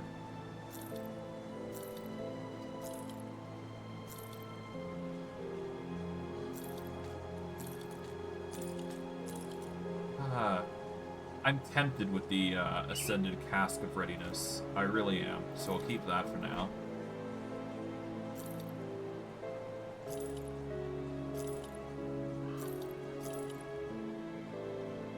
Savagery.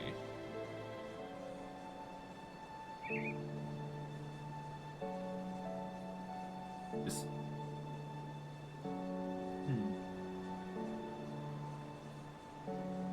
I just need to check something, so give me a hot 5 minutes, and I will be back with you guys shortly. See you guys in a bit.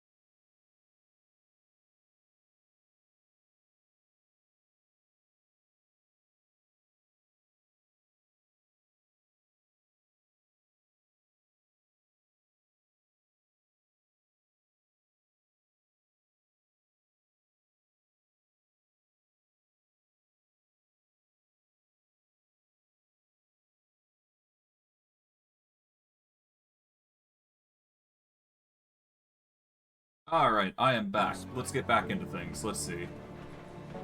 See anything you like? Because I am considering, I am considering the Spectral Binding, which would increase, oh wait, this increases physical resistance on top of Spectral Binding.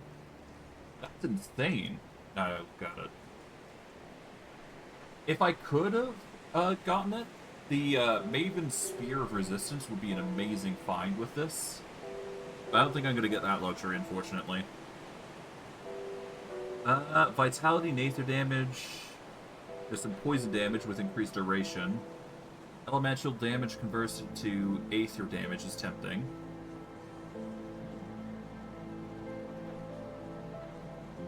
This requires a bit more levels, but the Aether damage is boosted to an insane degree. What is Savagery for me? I believe that's a Shaman thing, isn't it? Yeah, no, Savagery is just basically the main hand damage coming in, so this could be pretty good for us. If it had some pet boons, I'd definitely consider it, though. But unfortunately, it does not, so it's not good enough to warrant. And even if I do go the Aether Fire thing here, we'd have to consider the losses from the bonus to all pets, which sucks. Ah, that's a pain. Well, regardless, Price on what I've got left. toss this here. Can't really use these. No pet bonuses.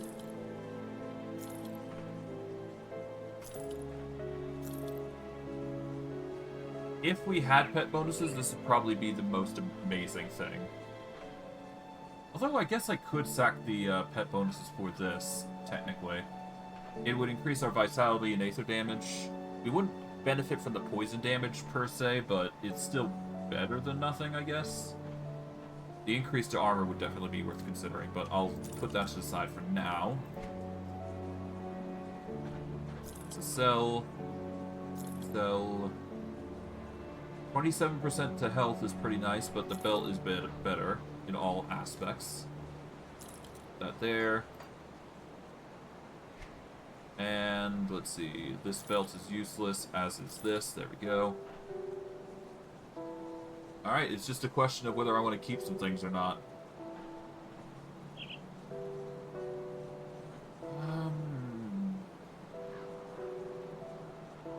I'm gonna say no.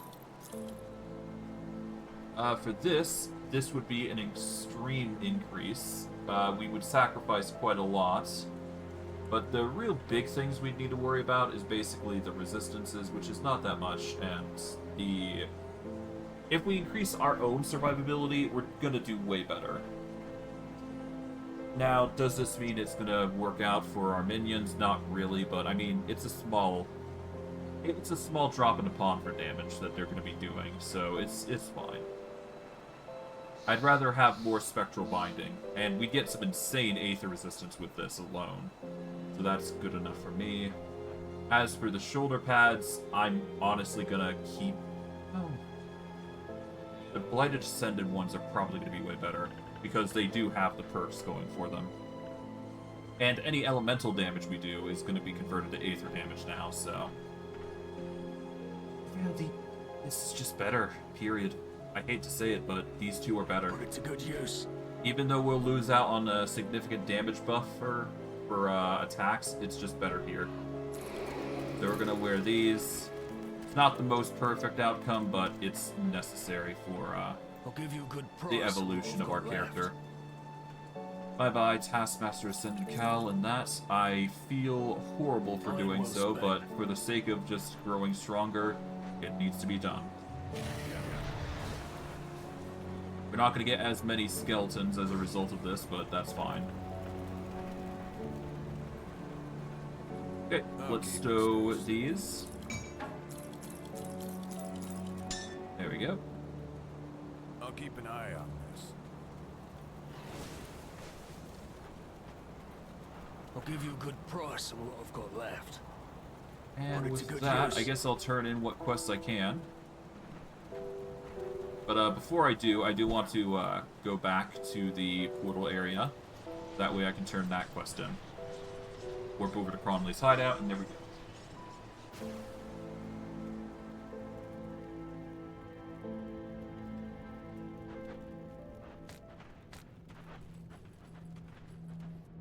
Alright, Aether Cluster. This cluster of Aether Crystals appears to be the source of corruption. Its destruction would see to an end of Cronley's mad designs. Let's destroy the laboratory and crystal for expected, because we do not want this Aether stuff to be Roman free, preferably.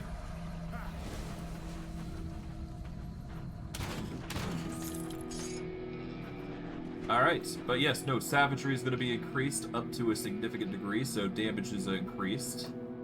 And once we do invest into Spectral Binding, that's going to have a significant boost to our damage.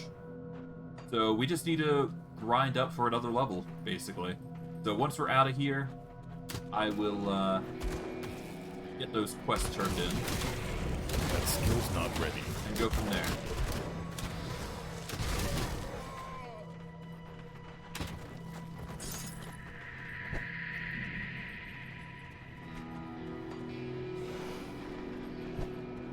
Let's backtrack a little bit, see if there's anything special back here. Yeah. Shouldn't be anything too crazy. Nope. But yeah, once we get 1 point into Spectral Binding, our toughness is going to increase yet again because the shoulders, I believe. No, it's the helmet. Yep, physical damage resistance with the Spectral Binding, as well as some Aether damage on top of it. So our Aether damage is going to increase significantly because of this. Once we get the Aether Binding, of course.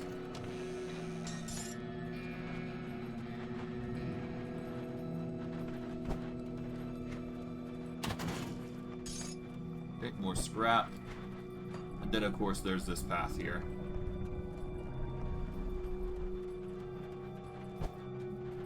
And it just leads us to this cave entrance, which should just shoot us out somewhere. It shoots us out to Twin Falls here, which is exactly where we want to go. Before we go any further, I'm going to portal back. That way we can turn into quests and talk with the individuals in question and go from there. Alright. Port in. That gets us some more rep. Minus Cronley Gang rep. Alright, let's see.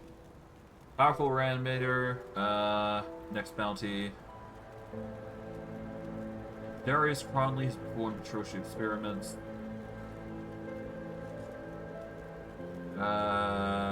No. Nicholas Balthazar was once on death row here at Crystal Crossing. He's hiding in the Arcovian foothills, perhaps in the mines.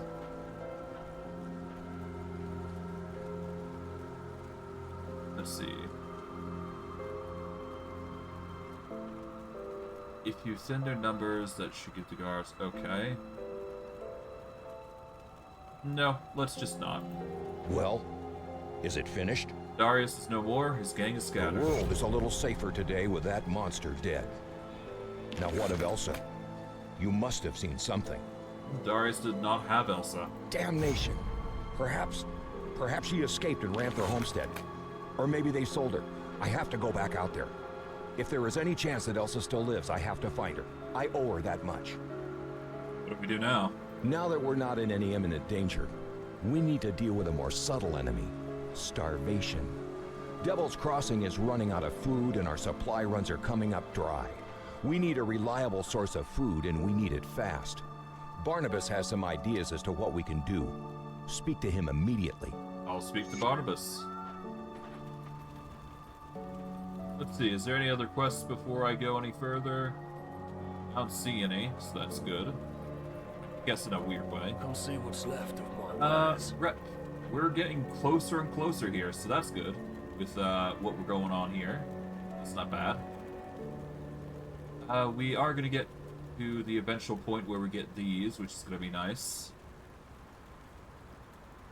Nothing that we can really use, though, from the looks of it, so that's just going to be something.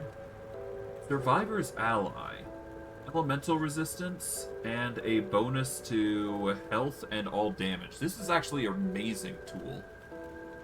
It's way better than the bonus to Well, it's better than blinding dust, which just increases health and vitality resist. So we're going to go with Survivor's Ally when we get the chance, and it gives us elemental resist, which is something we're severely lacking if it wasn't obvious enough. Our Aether resistance is up the roof, though, so that's a plus. But yeah, so Chaos and Aether, we're Vitality, yeah. The only things that we're lacking now is just Bleed and the Elements, which is a big bummer here. I guess I could counteract it by getting the Cold and Lightning thing. But I'd rather wait for the Aether thing first. To that end, I should probably increase my survivability by increasing my HP regen or my armor rating to absorb damage, really.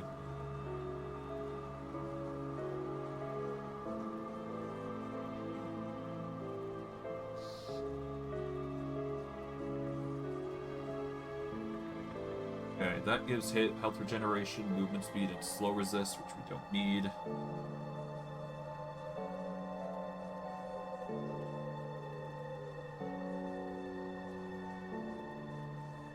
Used in chest armor.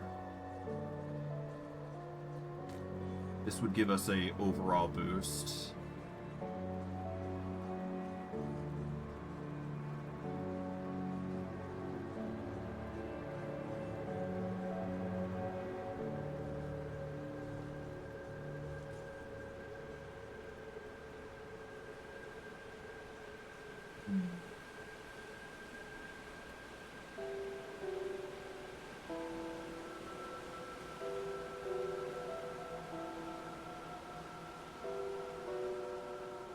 Increases armor absorption by 20%.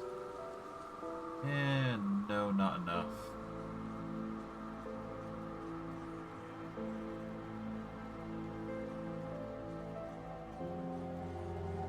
Yeah, no, let's just go with the lightning resist.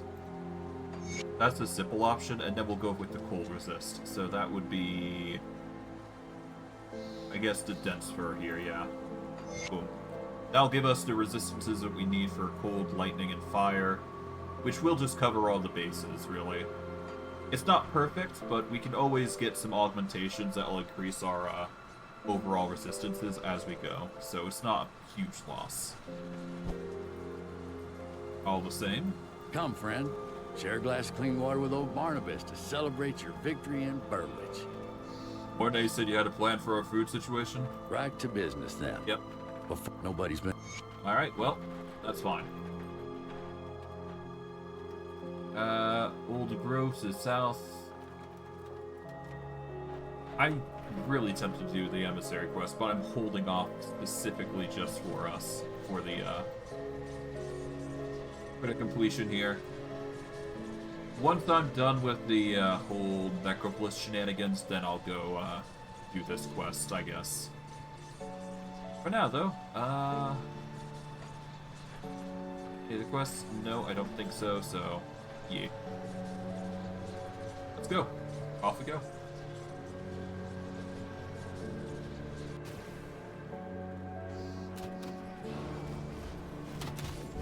That skill's not ready. Here we go.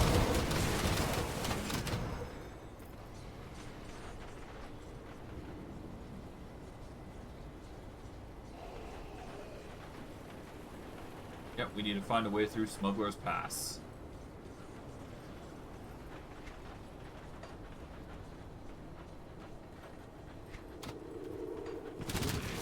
And for that, we're just gonna have to, gonna slowly whittle down the enemy here, because there's gonna be a lot of, Arcovian undead that we're gonna be dealing with.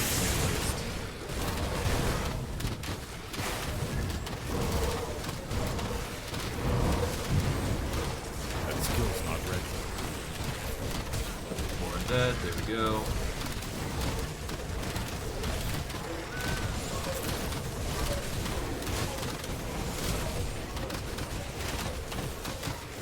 Okay. That skill's not ready. Hey, nice. A lot of rare clothing here. An acid dagger with ravenous earth for it. Devouring swarm for the cloak. Yeah, it's nothing that we need.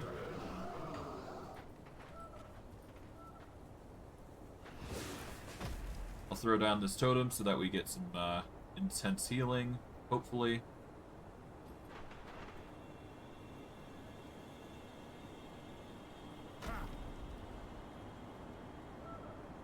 Not getting that much healing.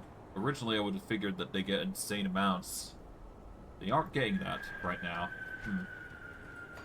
No matter. We've still got plenty of stuff to do here, so it's all good.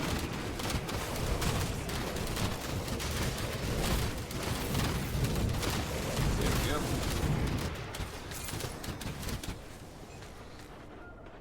I mean, the worst case is this heals percentage health, so if we can increase their percentage health, then the minions are going to heal way faster, so if I take that into consideration as I'm building myself up to this point, probably for the best.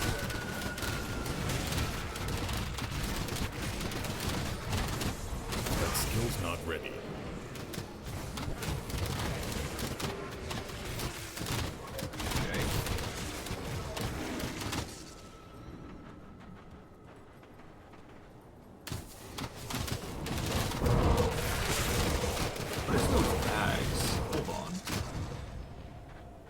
Now curious. Oh, those are the roving merchants. I see. That would explain it.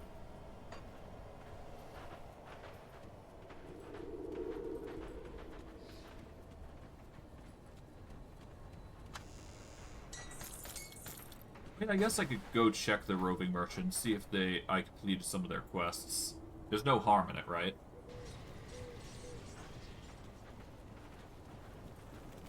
Let's see. Yeah, I know I completed some of their quests.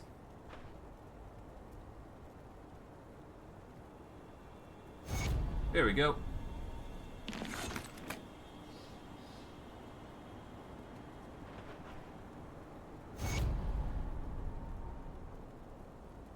Alright, I've slain Moneybags Martin. You're welcome. There we go. We are now revered with, we're now revered here, so that's good. By getting the revered status, we've now got access to the mandate, which, when given to other when given to other characters, so if we, say, wanted to play another character that was like an occultist assassin, we can use the mandate to increase our rep gains if we were to go through the game again. I'm gonna grab the Wawaria Girdle and the Empowered Omen. Pretty decent items, all things considering. I'll have to think on those items. But yeah, that gives us a Doom Bolt, and this gives us the Reaping Cascade, which we don't need. But that's fine.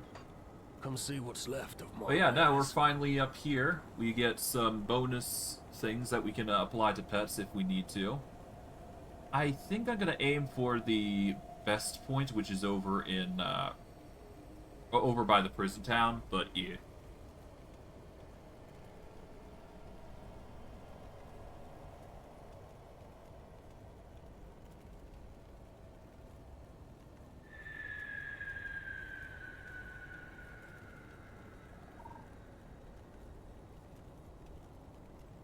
Alright, yeah, no, I just had to quickly look through the items. Nothing too serious here, as far as I can tell anyways.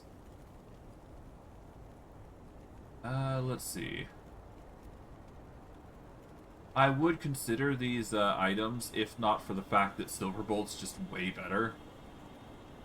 Armor might be the only thing that we consider here, as far as I'm concerned here. We can get Undead Legion with this elite armor. This is arguably probably the best that we can get. I'd have to sacrifice the Empowered Herald's Jacket, which is a +1 to all skills, which is pretty good, if I'm being real. But, we lose out on a lot of stuff. But in turn for that, the pets would get an insane amount of stuff in turn. Let's see. If we were... Yeah, no. Nothing really sticks out as good in a lot of this item. In a lot of these items. Yeah, no. Not good enough. I'm gonna say no to it. Anything you like. I'm gonna sell anything that I don't deem useful. This is pretty tempting, considering we do have physical damage as a priority currently. Health percentage? Yeah, no. The Golem Boot Greaves are arguably better here. Sell.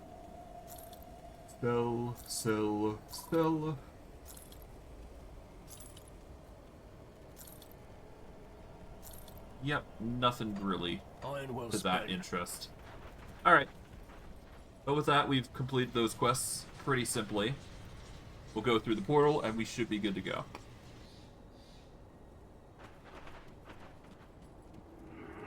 That skill's not ready.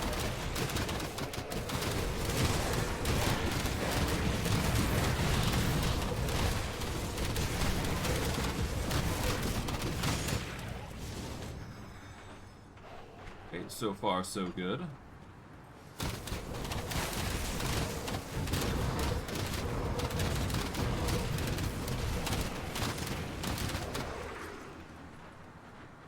Nice.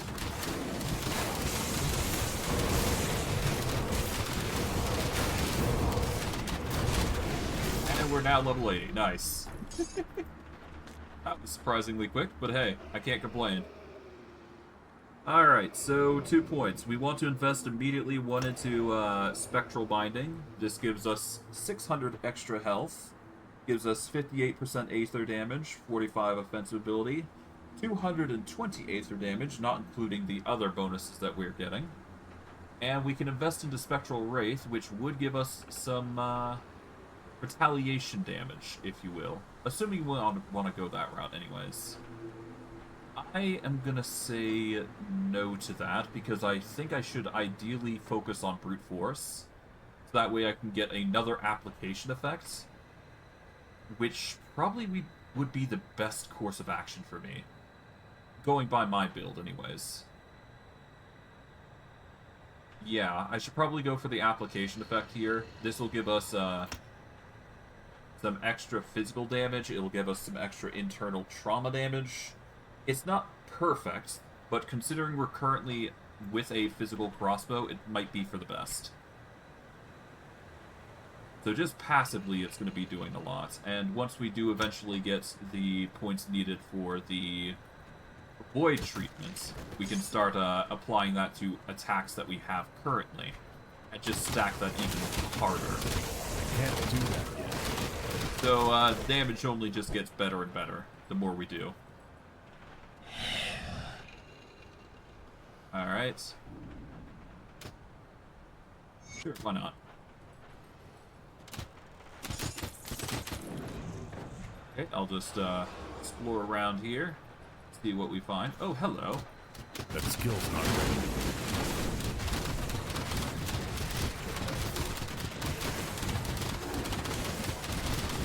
Yep, there we go. Easy as pie.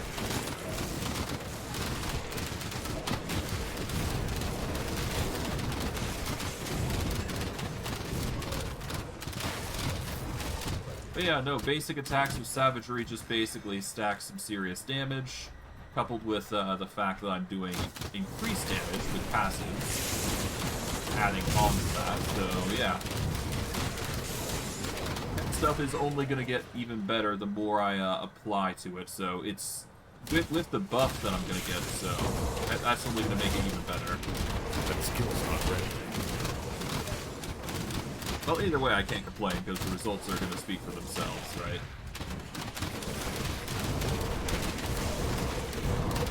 And given my minions haven't died yet, this is probably the best way to go about it, yeah.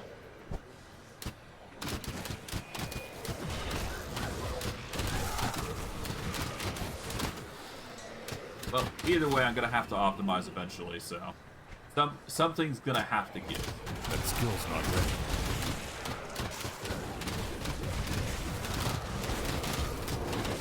Okay, there we go.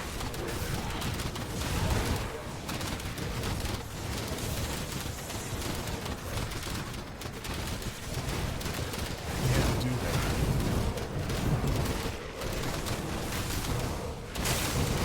There we go. Push it through. There we go. And there. That is all the enemies done. Well, for this vicinity, I should say. We've still got way more foes to fight, so we better prepare for the worst there. Alas, Desecrated Shrine, let's start. That skill's not ready. Shouldn't be all that hard, all things considering. It's just another potion point waiting to be grabbed.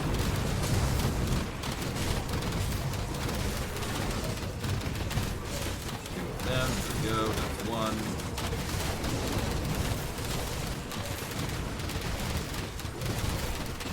There we go, that's two. That skill's not ready. Here we are. Got a whole slew of random assortments of items. We've got some blueprints, just assortments of goods, Palladia's Will. Alright, what do we got? Empowered Palladia's Will. Health, offensive ability, reduced stun duration with a +1 to Briarthorn, Soul Harvest, and Necromancer. If we were a two-handed build, this would be amazing, but we are not. So, unfortunately, this is going to just have to be a no-go. Besides, Silverbolt has a +2 to all skills, so that alone is just better. Unfortunately. Lapis Mandroga gives Manticore Bite, which is a bleed, with a Petrify on top of it. Interesting little trinket there, but nothing that we need. But we do get the devotion points, so that alone is good enough. For this, we get a bonus to all damage and chaos damage for pets. So that alone is good enough. Still not sure how the chaos damage applies to all this, but I don't know. We'll figure it out.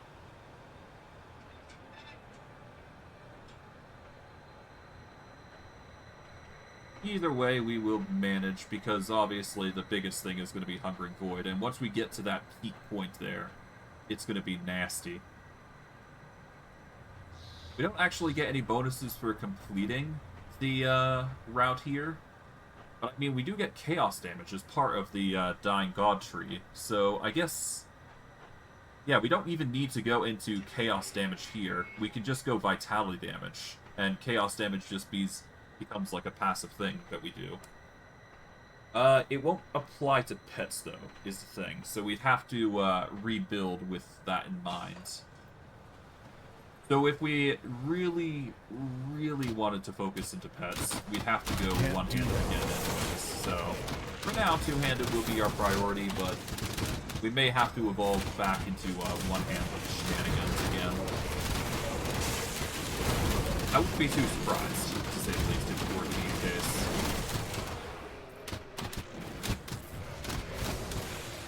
Well, regardless, we've set ourselves up. Let's do it.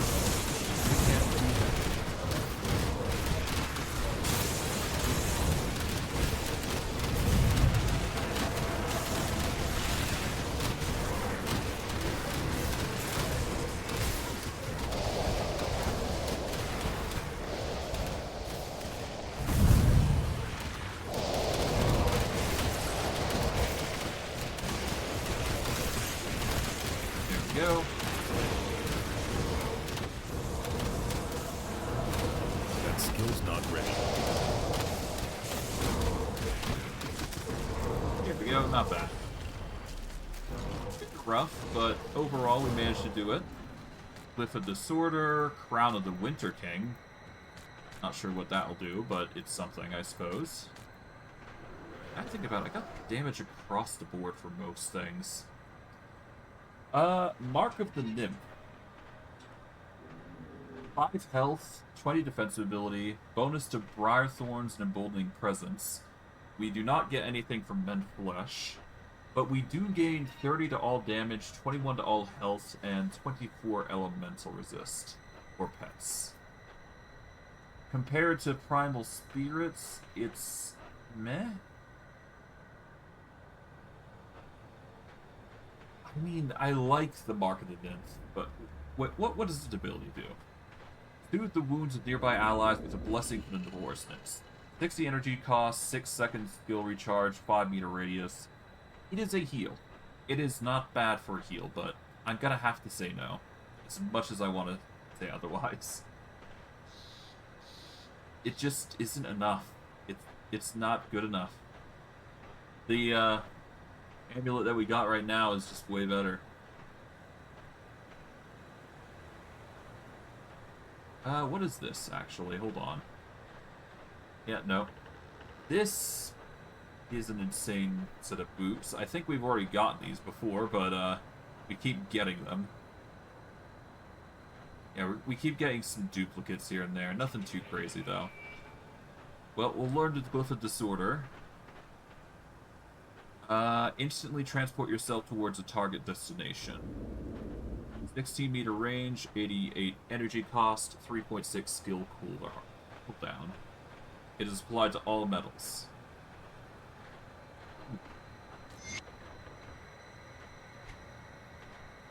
And for this, Crown of the Winter King, it's a primal bond thing. 40% of physical damage is converted to cold damage. 7% attack speed, vitality, and chaos resist. If we were using cold damage, this would be an amazing find. But we don't use cold damage that much in our build, so there's no reason to use it. All the same, it's worth noting for a recipe, I suppose, so if we do want to go into a specific element, that might be a way to go. That skill's not ready. More skeletons, because we lost a few in our bout.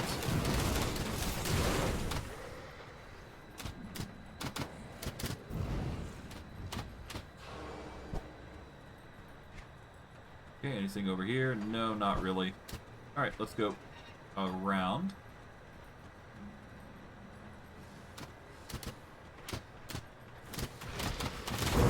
That skill's not ready. Okay, just slowly whittle down the enemy. There we go.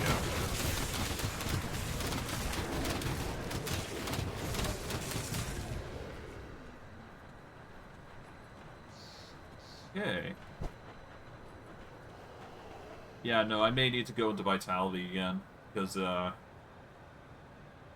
well, Vitality or Poison, either way works, I guess. Oh, well. We'll figure something out, I'm sure.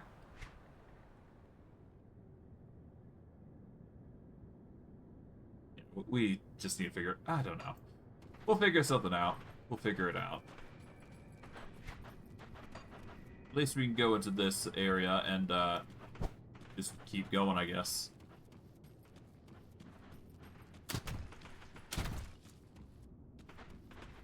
No threats thus far. Kinda surprised. Well, there you go. Skill's not ready.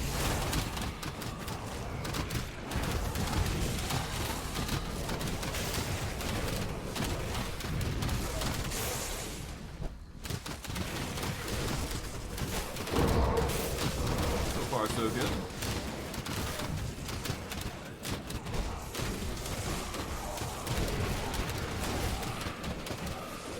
Spectral War Shield. Okay, so we're getting into the vitality-based items now. That skill's not ready. That should be interesting.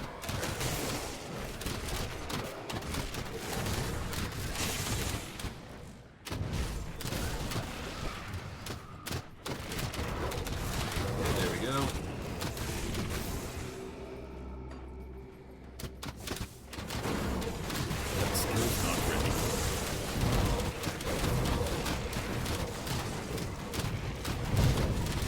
Okay, so far so good.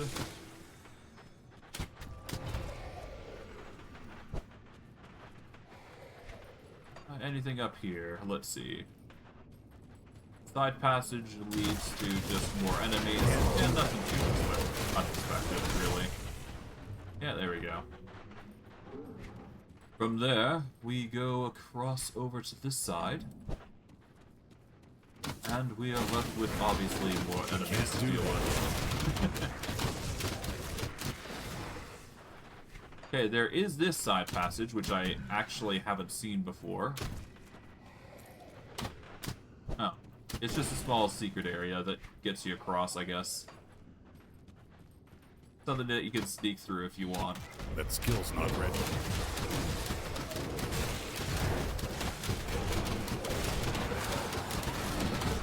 There we go.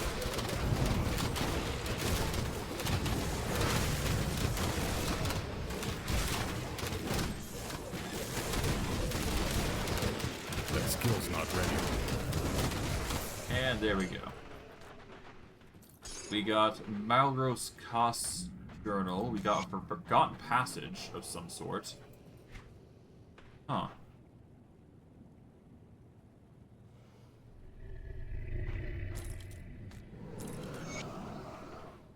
I thought about ending it, but I witnessed firsthand what happens when you try. Good people, driven to madness by this curse. I blame them for trying to escape this never-ending torment, even if escape seemingly comes at the edge of a knife. There is no way out. We are bound by our flesh and bone, even as they rot away to the winds of time. To others, a knife brings a sharp reminder that we once lived. There are those who willingly partake of this newfound pleasure, carving each other apart in this downward spiral of decadence and depravity. Not deny the temptation to join those streets, if they spill their blood onto the cold stone. As I look upon my rotting hands, I begin to wonder if perhaps it is too late, even for that. How long will this torture last? How far will we decay before we are last set free? That skill's not ready. I guess we'll see, won't we?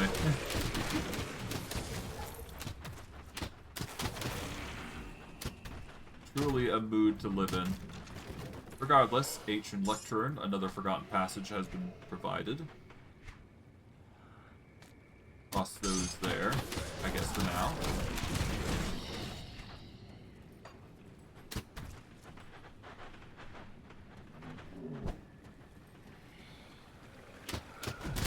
That skill's not ready. And we'll just keep going. Ghosts or no, we'll keep pressing onward.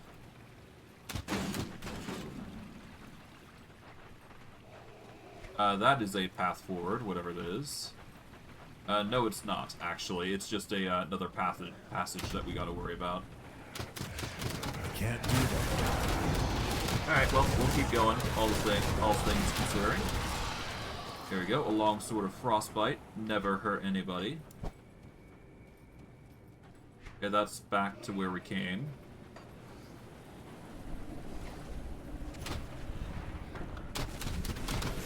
That skill's not ready.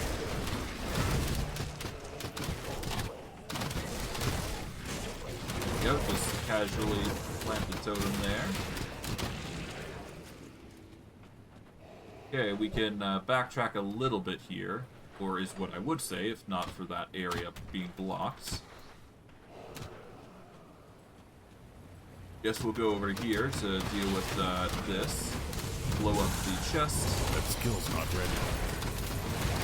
Mythical cloth of unspeakable invocation. Interesting. More loot to add to the pile, most likely.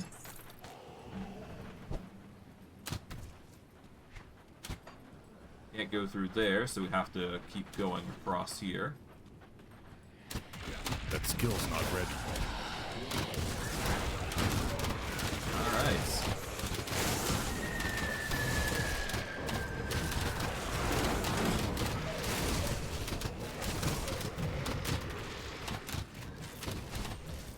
Pop that open. There we go. Go through here. That skill's not ready.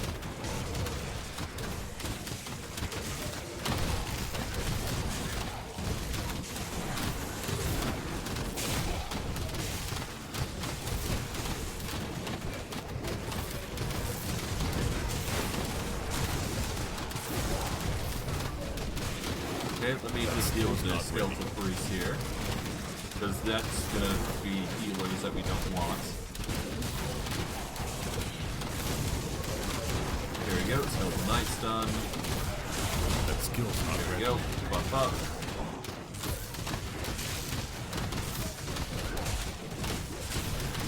Make sure that we're just getting as much as we possibly can here. And there we go. Nice. Blueprints of a blaze thread sash. Pretty cool. More loot to be had, obviously.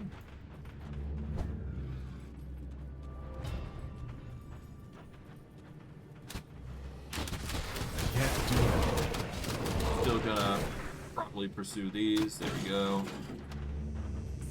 Nice. Pop this open. That's another forgotten passage. And for our troubles, we get the Relic of Sanctuary. We do want to keep this. Well, we've already learned it, so we don't need that, but we get the last days of Arcovia. We've already learned that, so we don't need to learn it again. The Blaze Thread Sash is going to be a nice addition, most likely. Last days of Arcovia, we've already learned, so toss that, and we don't need it. That is an exit for when we do go through a specific part of the dungeon, but I digress. That skill's not ready. Should be good to go. Should be hard to rush through most of the enemies here. Nice.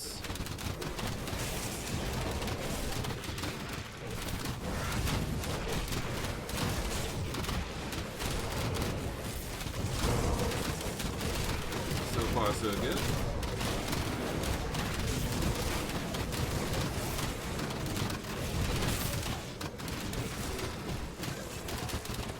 Yeah, we still need a bit more rep with what's it is. Yeah, we need a little bit more rep with certain areas, but other than that, we should be fine. Oh. That skill's not ready. Okay, anyways, we go back up to here. There we are. Hello. What do you need? I'll do as you ask, but before we do, we quickly go over to here to get this quest, or get this area cleared. There we go. We've now got the portal of Old Arcovia here. And now we go back in, because we got more to explore.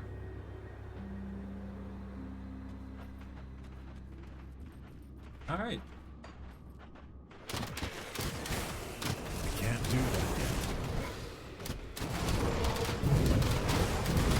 Yep, we just keep going.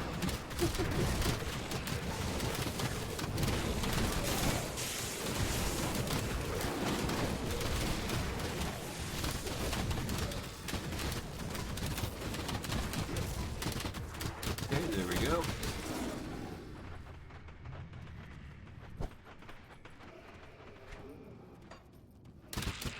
That skill's not ready.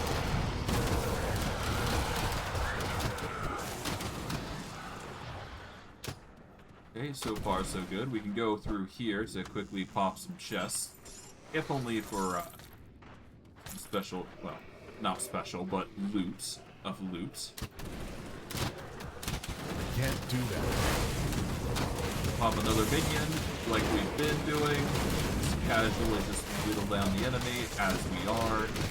And we should be good. Yeah, we're just building, we're just going through the enemy. Or we're going through the enemies, like butter.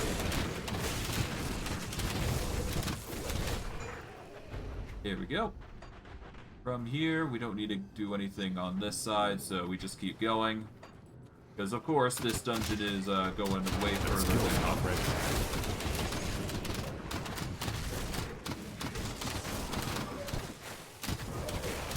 I gotta take out all three bosses here, and we need to... Well, mini bosses, if you can call them that.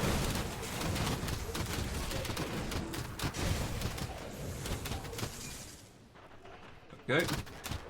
Delta Warrior goes down. Nice. Explore the areas here. Nothing too crazy going on. Anything in here? I don't think there is, but still never hurts to check.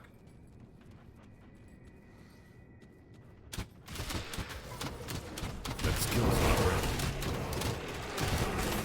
Hey.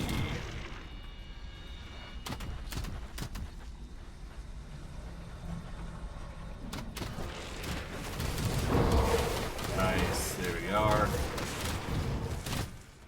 No difference in what path we take, really.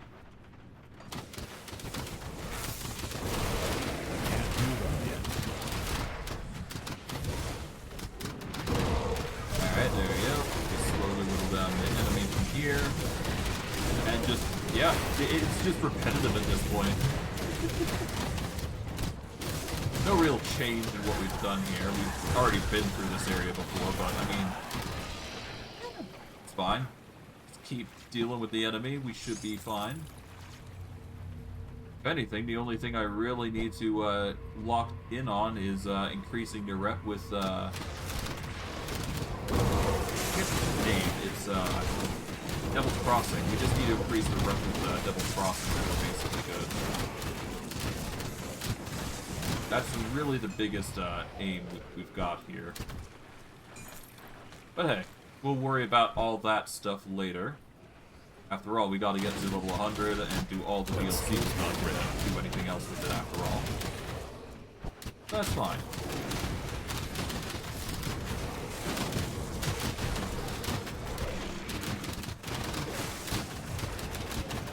At least the minions are pulling their weight and doing some crazy amounts of damage.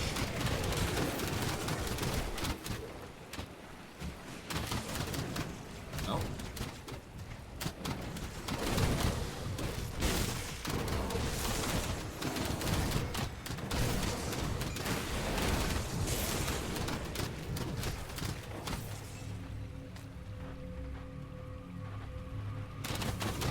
Can't So far, so good. Gotta love the minions coming in. Okay, back up a bit here. Pop this. That leads to... that gives us nothing. That's fine. Alright.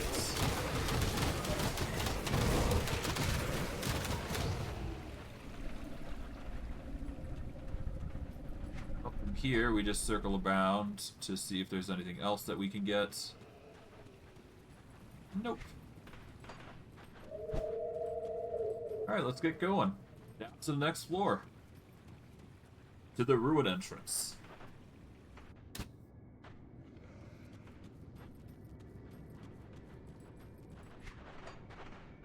Okay, from here, go across. That skill's not ready. Hey, we're also given another Forsaken Shrine, so that's going to get some insane monsters going. We'll abstain from using it for now, just so I can clear the area a little bit. The less minions we have to worry about, the better. I guess this should be fine enough. can't do that yet.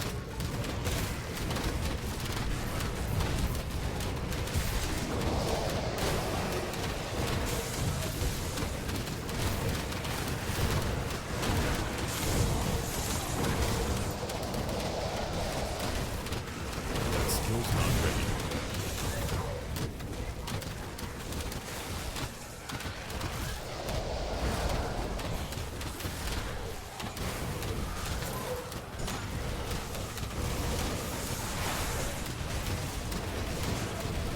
Can't do that yet. Okay, there we go. Get another summon in. God, this is a mess.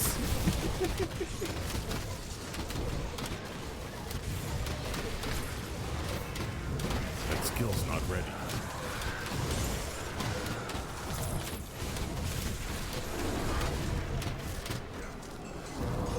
Okay, there we go.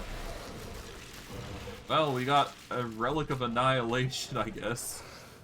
A mythical mark of false gods. A whole slew of loot. I can't complain, we're getting a whole inventory of greens. That alone is just profit.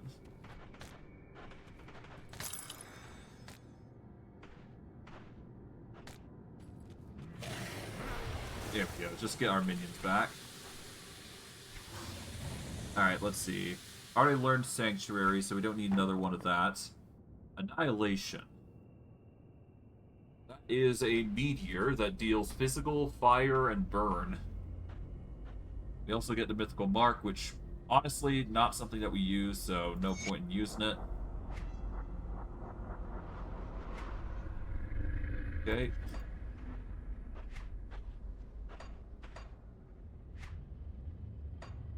There we go. Well, I guess we go back here, because our inventory's looking really full, and I don't want to go any further unless I'm ready to go. So yeah, let's keep going.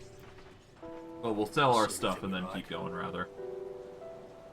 Nope. I'll just look for pet-specific stuff, as per usual.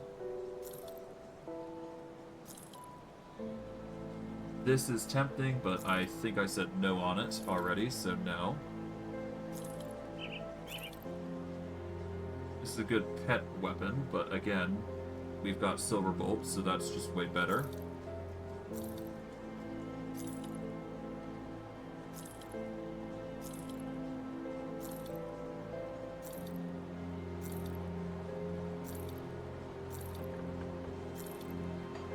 Alright.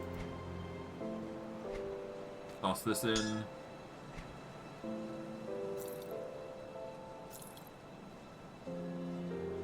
Savagery is tempting, but we don't need it.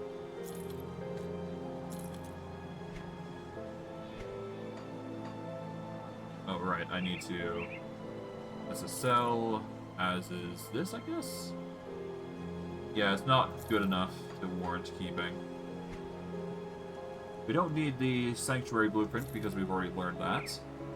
This gives us pet stuff, so it's tempting to consider. But it is not enough, unfortunately.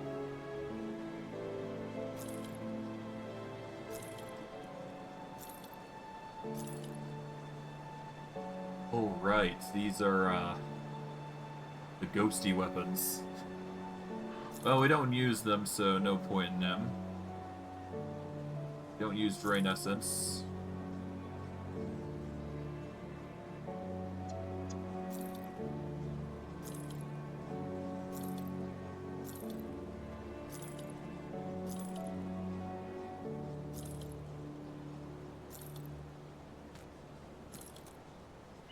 Chaos damage, vitality, and chaos. This is technically something that we can really use, but again, summons. We're focusing on summons.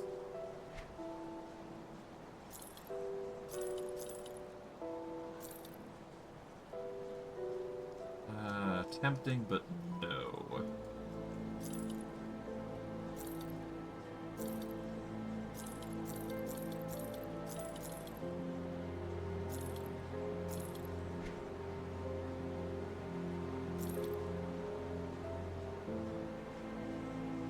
Wendigo Totem and Siphon Souls is tempting. Again, I believe I've already said it in regards to this.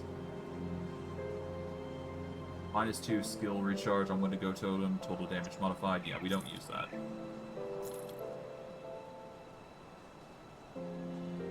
Okay. Nope.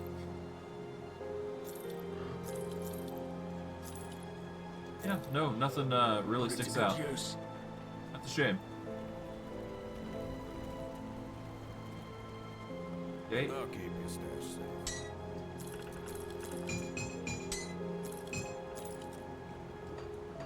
There we go. It's safe with me, I promise.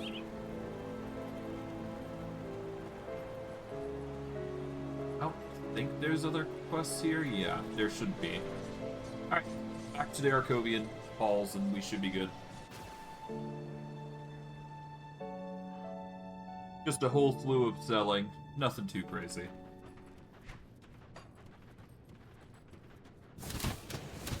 I can't do it all.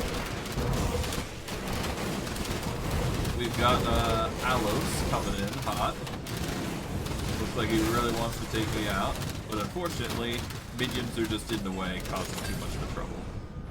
Shroud of Illusion. Well, once I hit the peak of level 100, I don't have to worry about too much stuff, so it's all good. Skill's not ready.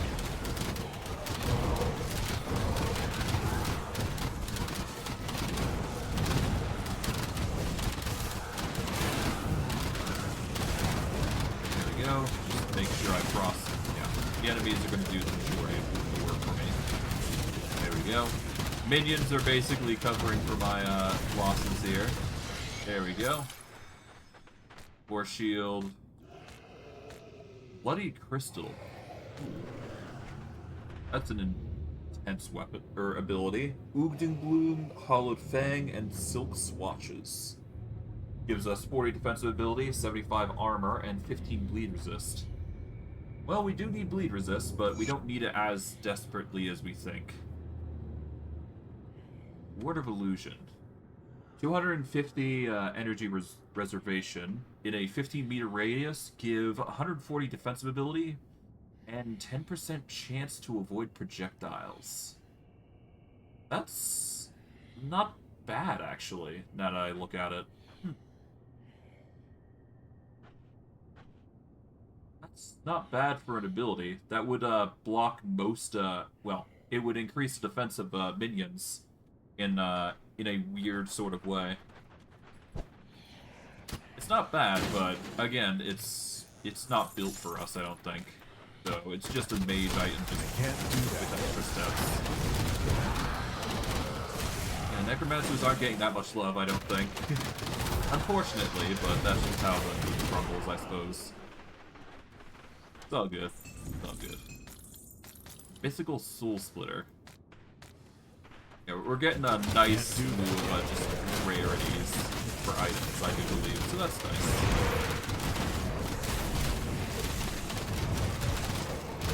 Okay, boss managed to heal somehow.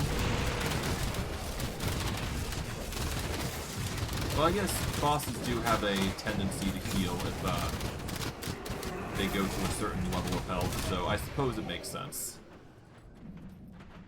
We may actually get to level 100 before we even reach the point I'm expecting to get to level 100 at. Which is fine. I can't do that yet. It's just interesting.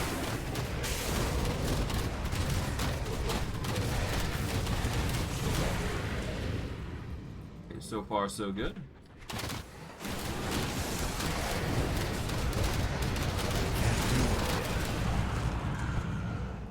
Okay, with that, we'll cross over to this. Oh, no, we've already been on this side. So now we just go along this path here, because it's the only way forward.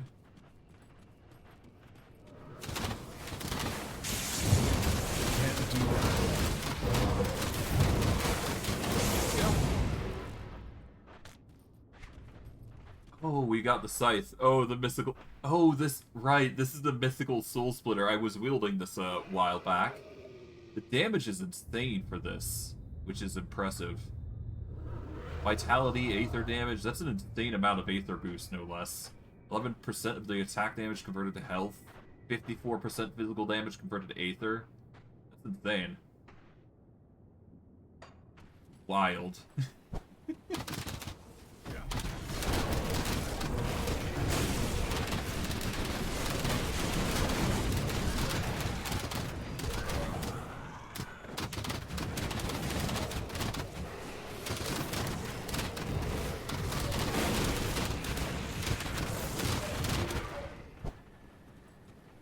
Yeah, I just need an item that can convert some of the damage that my pets do into either acid, poison, or vitality. If I can do that much, that alone would change the damage output that we're doing.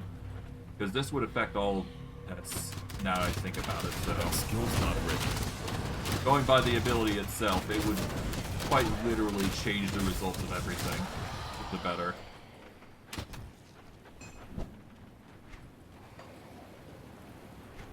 Okay, that bridge is up. I do believe this is broken, yeah. I just had to double check to make sure. That area is empty, so yep, we just keep going.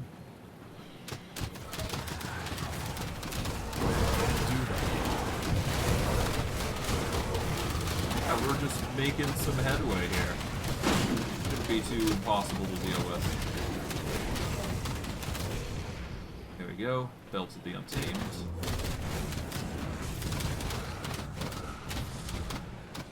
Special chest here. Nothing too crazy. Just a whole bunch of iron and whatnot. That skill's not ready. From here, though, we should be fine. And that's another area there. What is that? Oh, that's the totem. I keep forgetting that totem is something I have to constantly spawn. Well, now. Because, you know, there. That skill's not ready. Okay, there we go.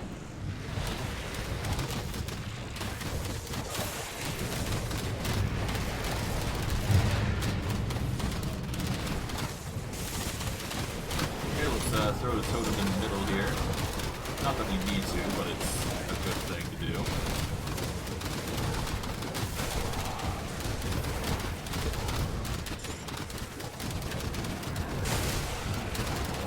Untrust the minions to do good. There we go. Can't do that yet. They don't know what to do as we just whittle these guys down.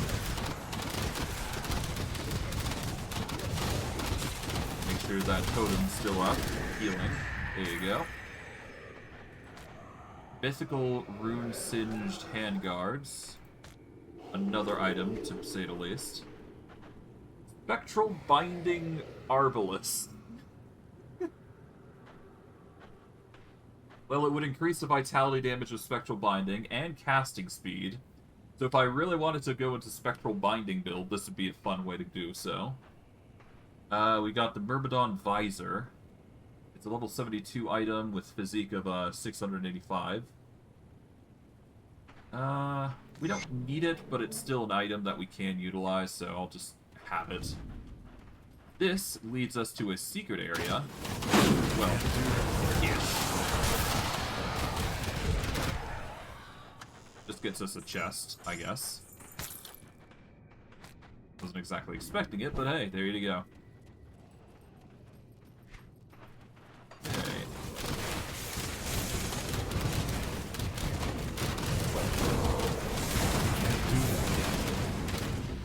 Not bad. Not bad at all.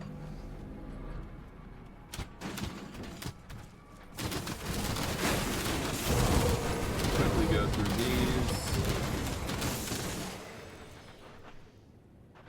Nice. We're gonna go along this path here. There we go. Can't do that. Quickly deal with the enemy as per usual. And we're probably gonna reach a critical point here where we're gonna... I believe we're gonna get a ton... Well, we're gonna get another, we're gonna get another point into Devotion, I believe. If we, unlock these things here. That skill's not ready.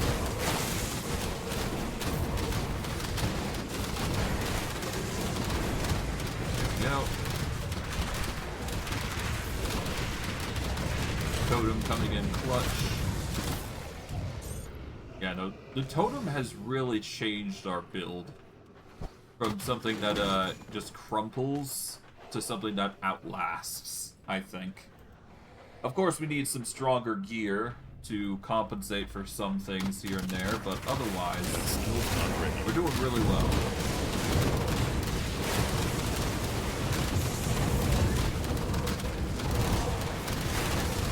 So far, so good. That skill's not ready.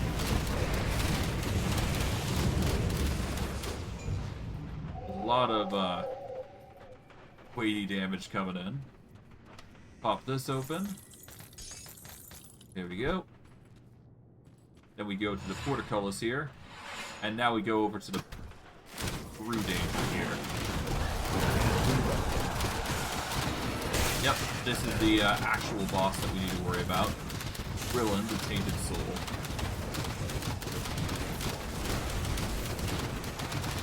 He is the biggest right here.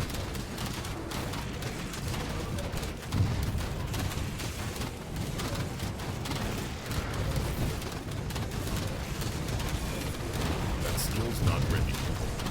8 minions to go in ham. There we go.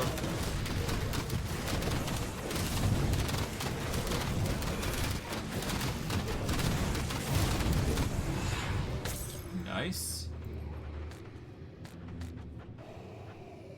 And there we go.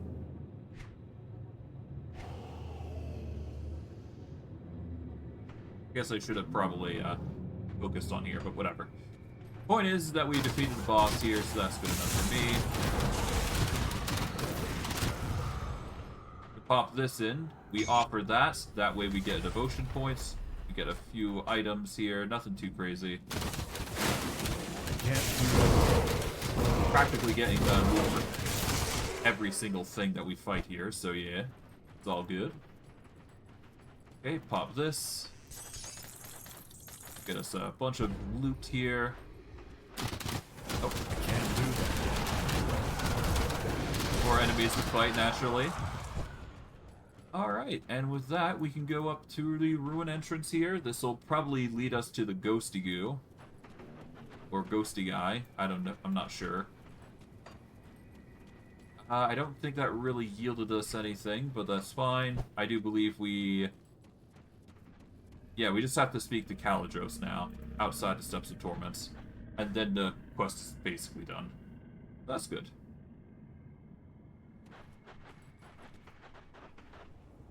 Where's Lutra again? He lives in the broken hills among the ruins of our city.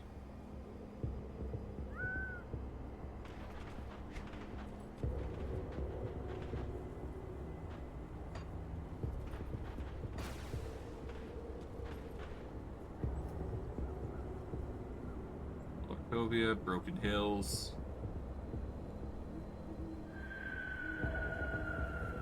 I guess I do need to go to Broken Hills here, so...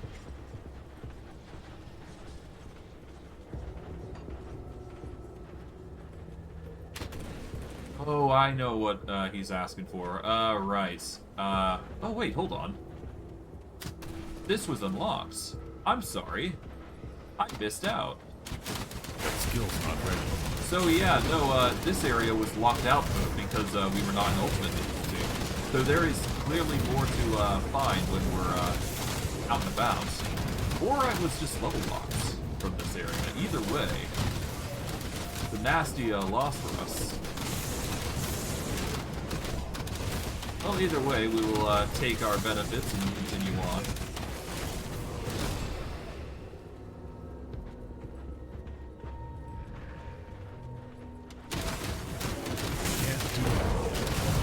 Hurrah, violence. Seems like there's more content than meets the eye, huh? Comes with difficulty, I guess. That skill's not ready.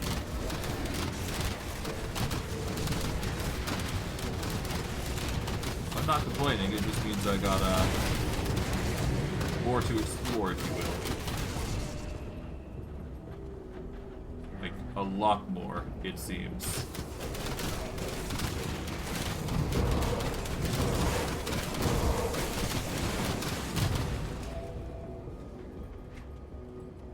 Okay.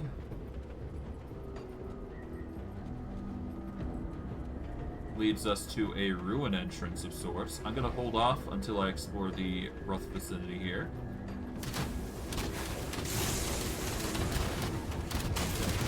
Yeah, no, you miss out on a lot in your first playthrough, huh? Well, that's fun. At least we got more content that we know is gonna be revealed to us, so that's good. Corrupted Tomb.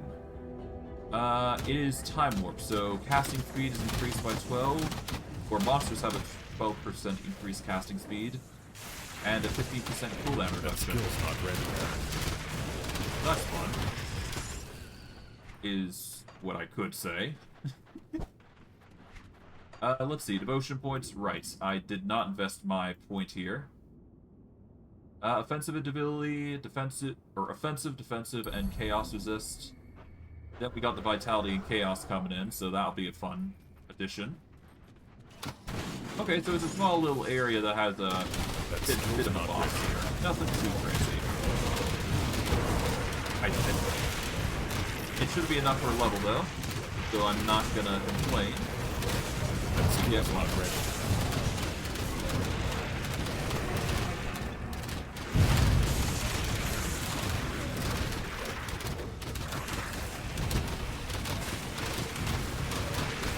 There we go. Minions are back. Get a whole slew of items. Get our minions over out of there. There's the other entrance here. Before we go any further,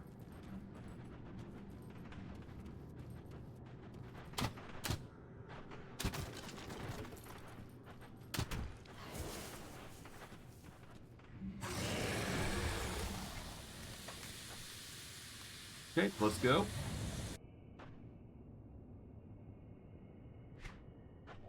We've entered the corrupted tomb, wherever this is. Oh boy.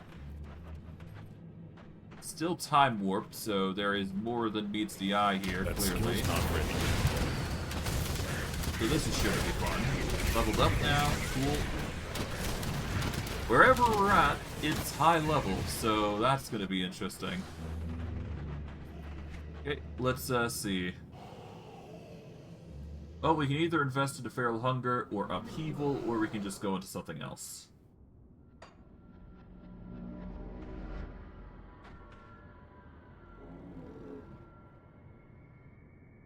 Honestly,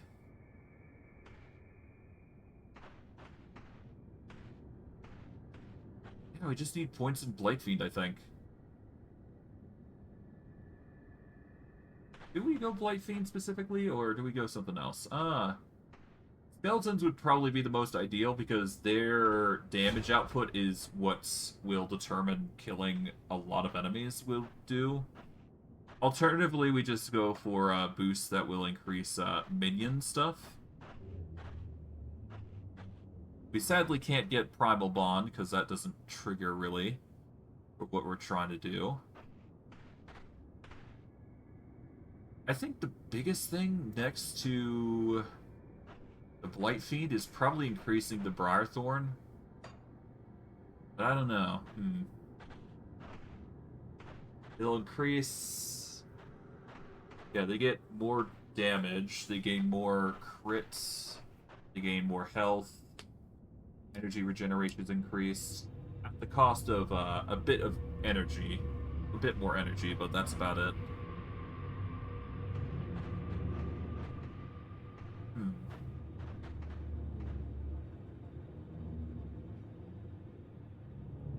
Given I already have Brute Force, I don't need to tack on another addition, like Feral Hunger, because this is a guaranteed boost, isn't it? So there's no need to invest into this when I'm already getting guaranteed hits. Primal Strike would be good, but eh. Wind Devils.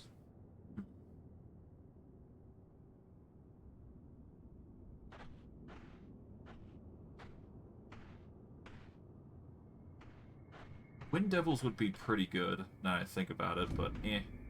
It scales off my damage bonuses, or keyword my damage bonuses.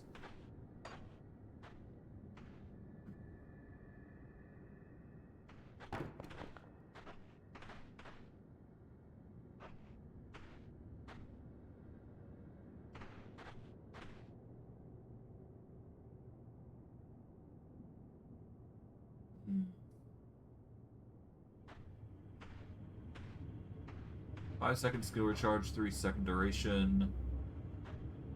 No. Yeah, you know what? Let's prioritize skeletons. Those are currently our biggest factor when it comes to fighting. And they are the biggest in numbers, I would imagine, so... The more we've invested to our skeletons, the better, I think. Because they're going to be doing the damage in general anyways. So we should probably have them on top priority. Besides, they have numbers as opposed to literally everything else. And if they're not ranged, they're attacking in melee, so their overall damage output is multiplied by the amount that there is. So skeletons would ideally be the best. So yeah, currently I have like, what? 8 skeletons per summon here. So even if I don't get like an insane amount, the skeletons are arguably going to be the best summon to have. So yeah, no, their damage slowly upscales comparatively. So for 8 skeletons, that's like 200% damage per, not including all the bonuses. So just on a numerical standpoint, skeletons are probably going to be our best bet. Can't do that. At least that's what I'm going with. And if we scale down if we scale up their other abilities, then they're just really good. So that's another reason why we want them, right? What I'd probably do is I'd even go as far as to sacrifice our Abomination, I'm thinking. Because that way we can just prioritize the one that actually gives buffs. Yeah, because if we prioritize the Briarthorn, then we can actually get out that passive buff that it has, which is arguably the most important compared to anything else that we get. But I digress. The skeletons are obviously the ideal circumstance for just our character. It is the best individual for us compared to anything else, really. Next to the summons that we're getting already. So yeah, we want to prioritize the skeletons, I'm thinking, because they will deal the most damage overall. Anyways, I can't do that. the void is strong here apparently, so that's fun.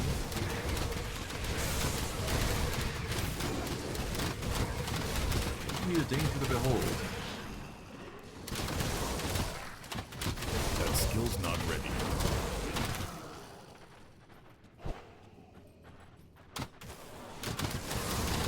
There we go.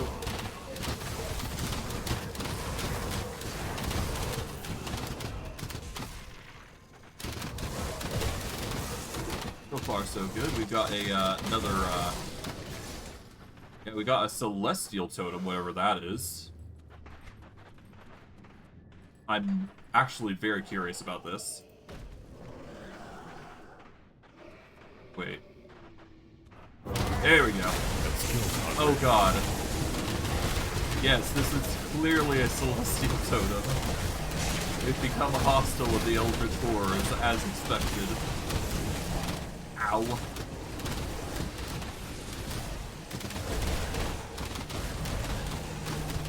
Can't do that yet. Shepherd's Call has been increased. Nice.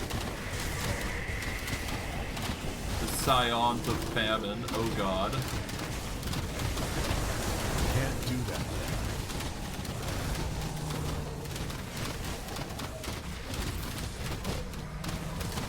Oh god. Back up here.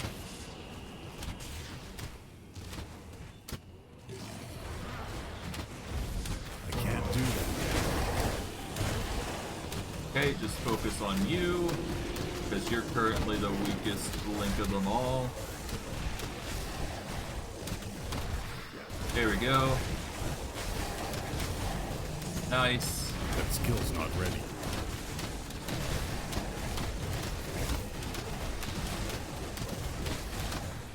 God. Dangerous foes to be sure. Zone a bit more.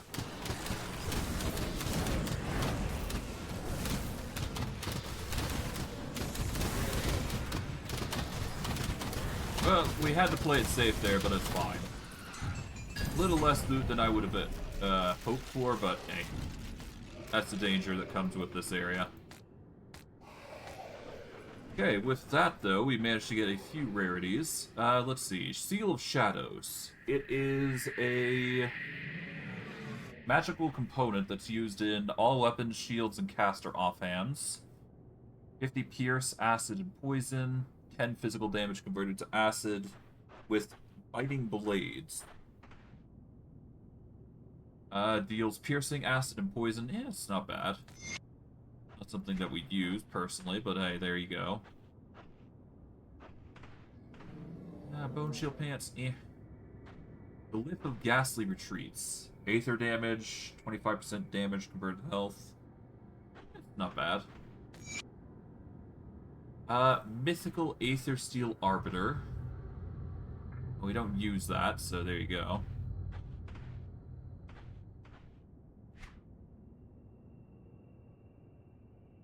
Ravenous. Yeah, nothing that we'd need.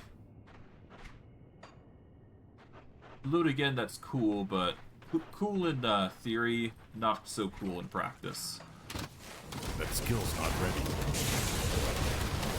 Well, at least we managed to do that Celestial Altar, as weird as it was. That's good enough for me.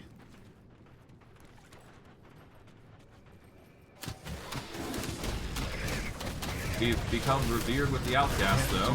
That's nice.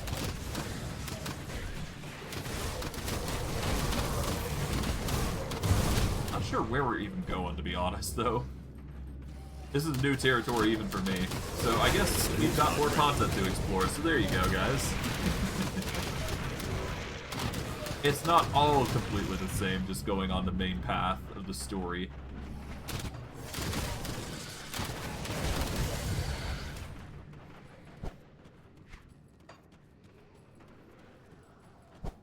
Well, anyways, we can go down here. There is an exit out here. We're gonna go around, so that way we can explore literally everything we can. Can't do that. Oh, 1 second.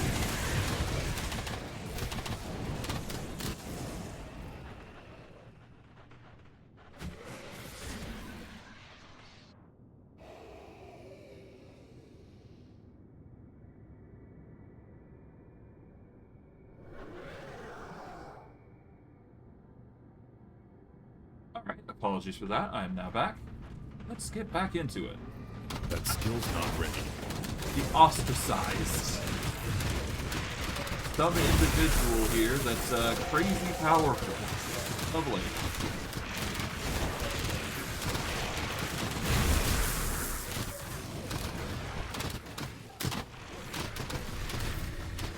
Can't do that yet. Get some more minions there. There we go. That skill's not ready. Well, at least it's easy to take these guys out there. There we go. Nice. Get some more minions in there. I don't know what I picked up, but we picked up something. Alright, let's see. Here we go, a note. This sheer audacity. The others, or oligarchs, assured me that if not for my standing, I would have been butchered on the spot, like a sow past his prime. Instead, they gave me the dignity of exile. In truth, they fear me. They fear what I've achieved, what I've uncovered in the depths of our libraries. There is a power in this universe, a gnawing madness that threatens to unravel all we've built. It yearns for the blood that was taken. We are but mere drops in the ocean of its torment. To defy a true god, a being so ancient it predates time, is folly. My eyes have been opened and now walk the true path to our ascension. The others cry heresy. I see the terror fester within them. They're more than willing to torture an old man for his alleged secrets to immortality. But even this trickle of knowledge strikes them with disgust. If only life was not but a flicker in the infinite stars, oh, what I could do.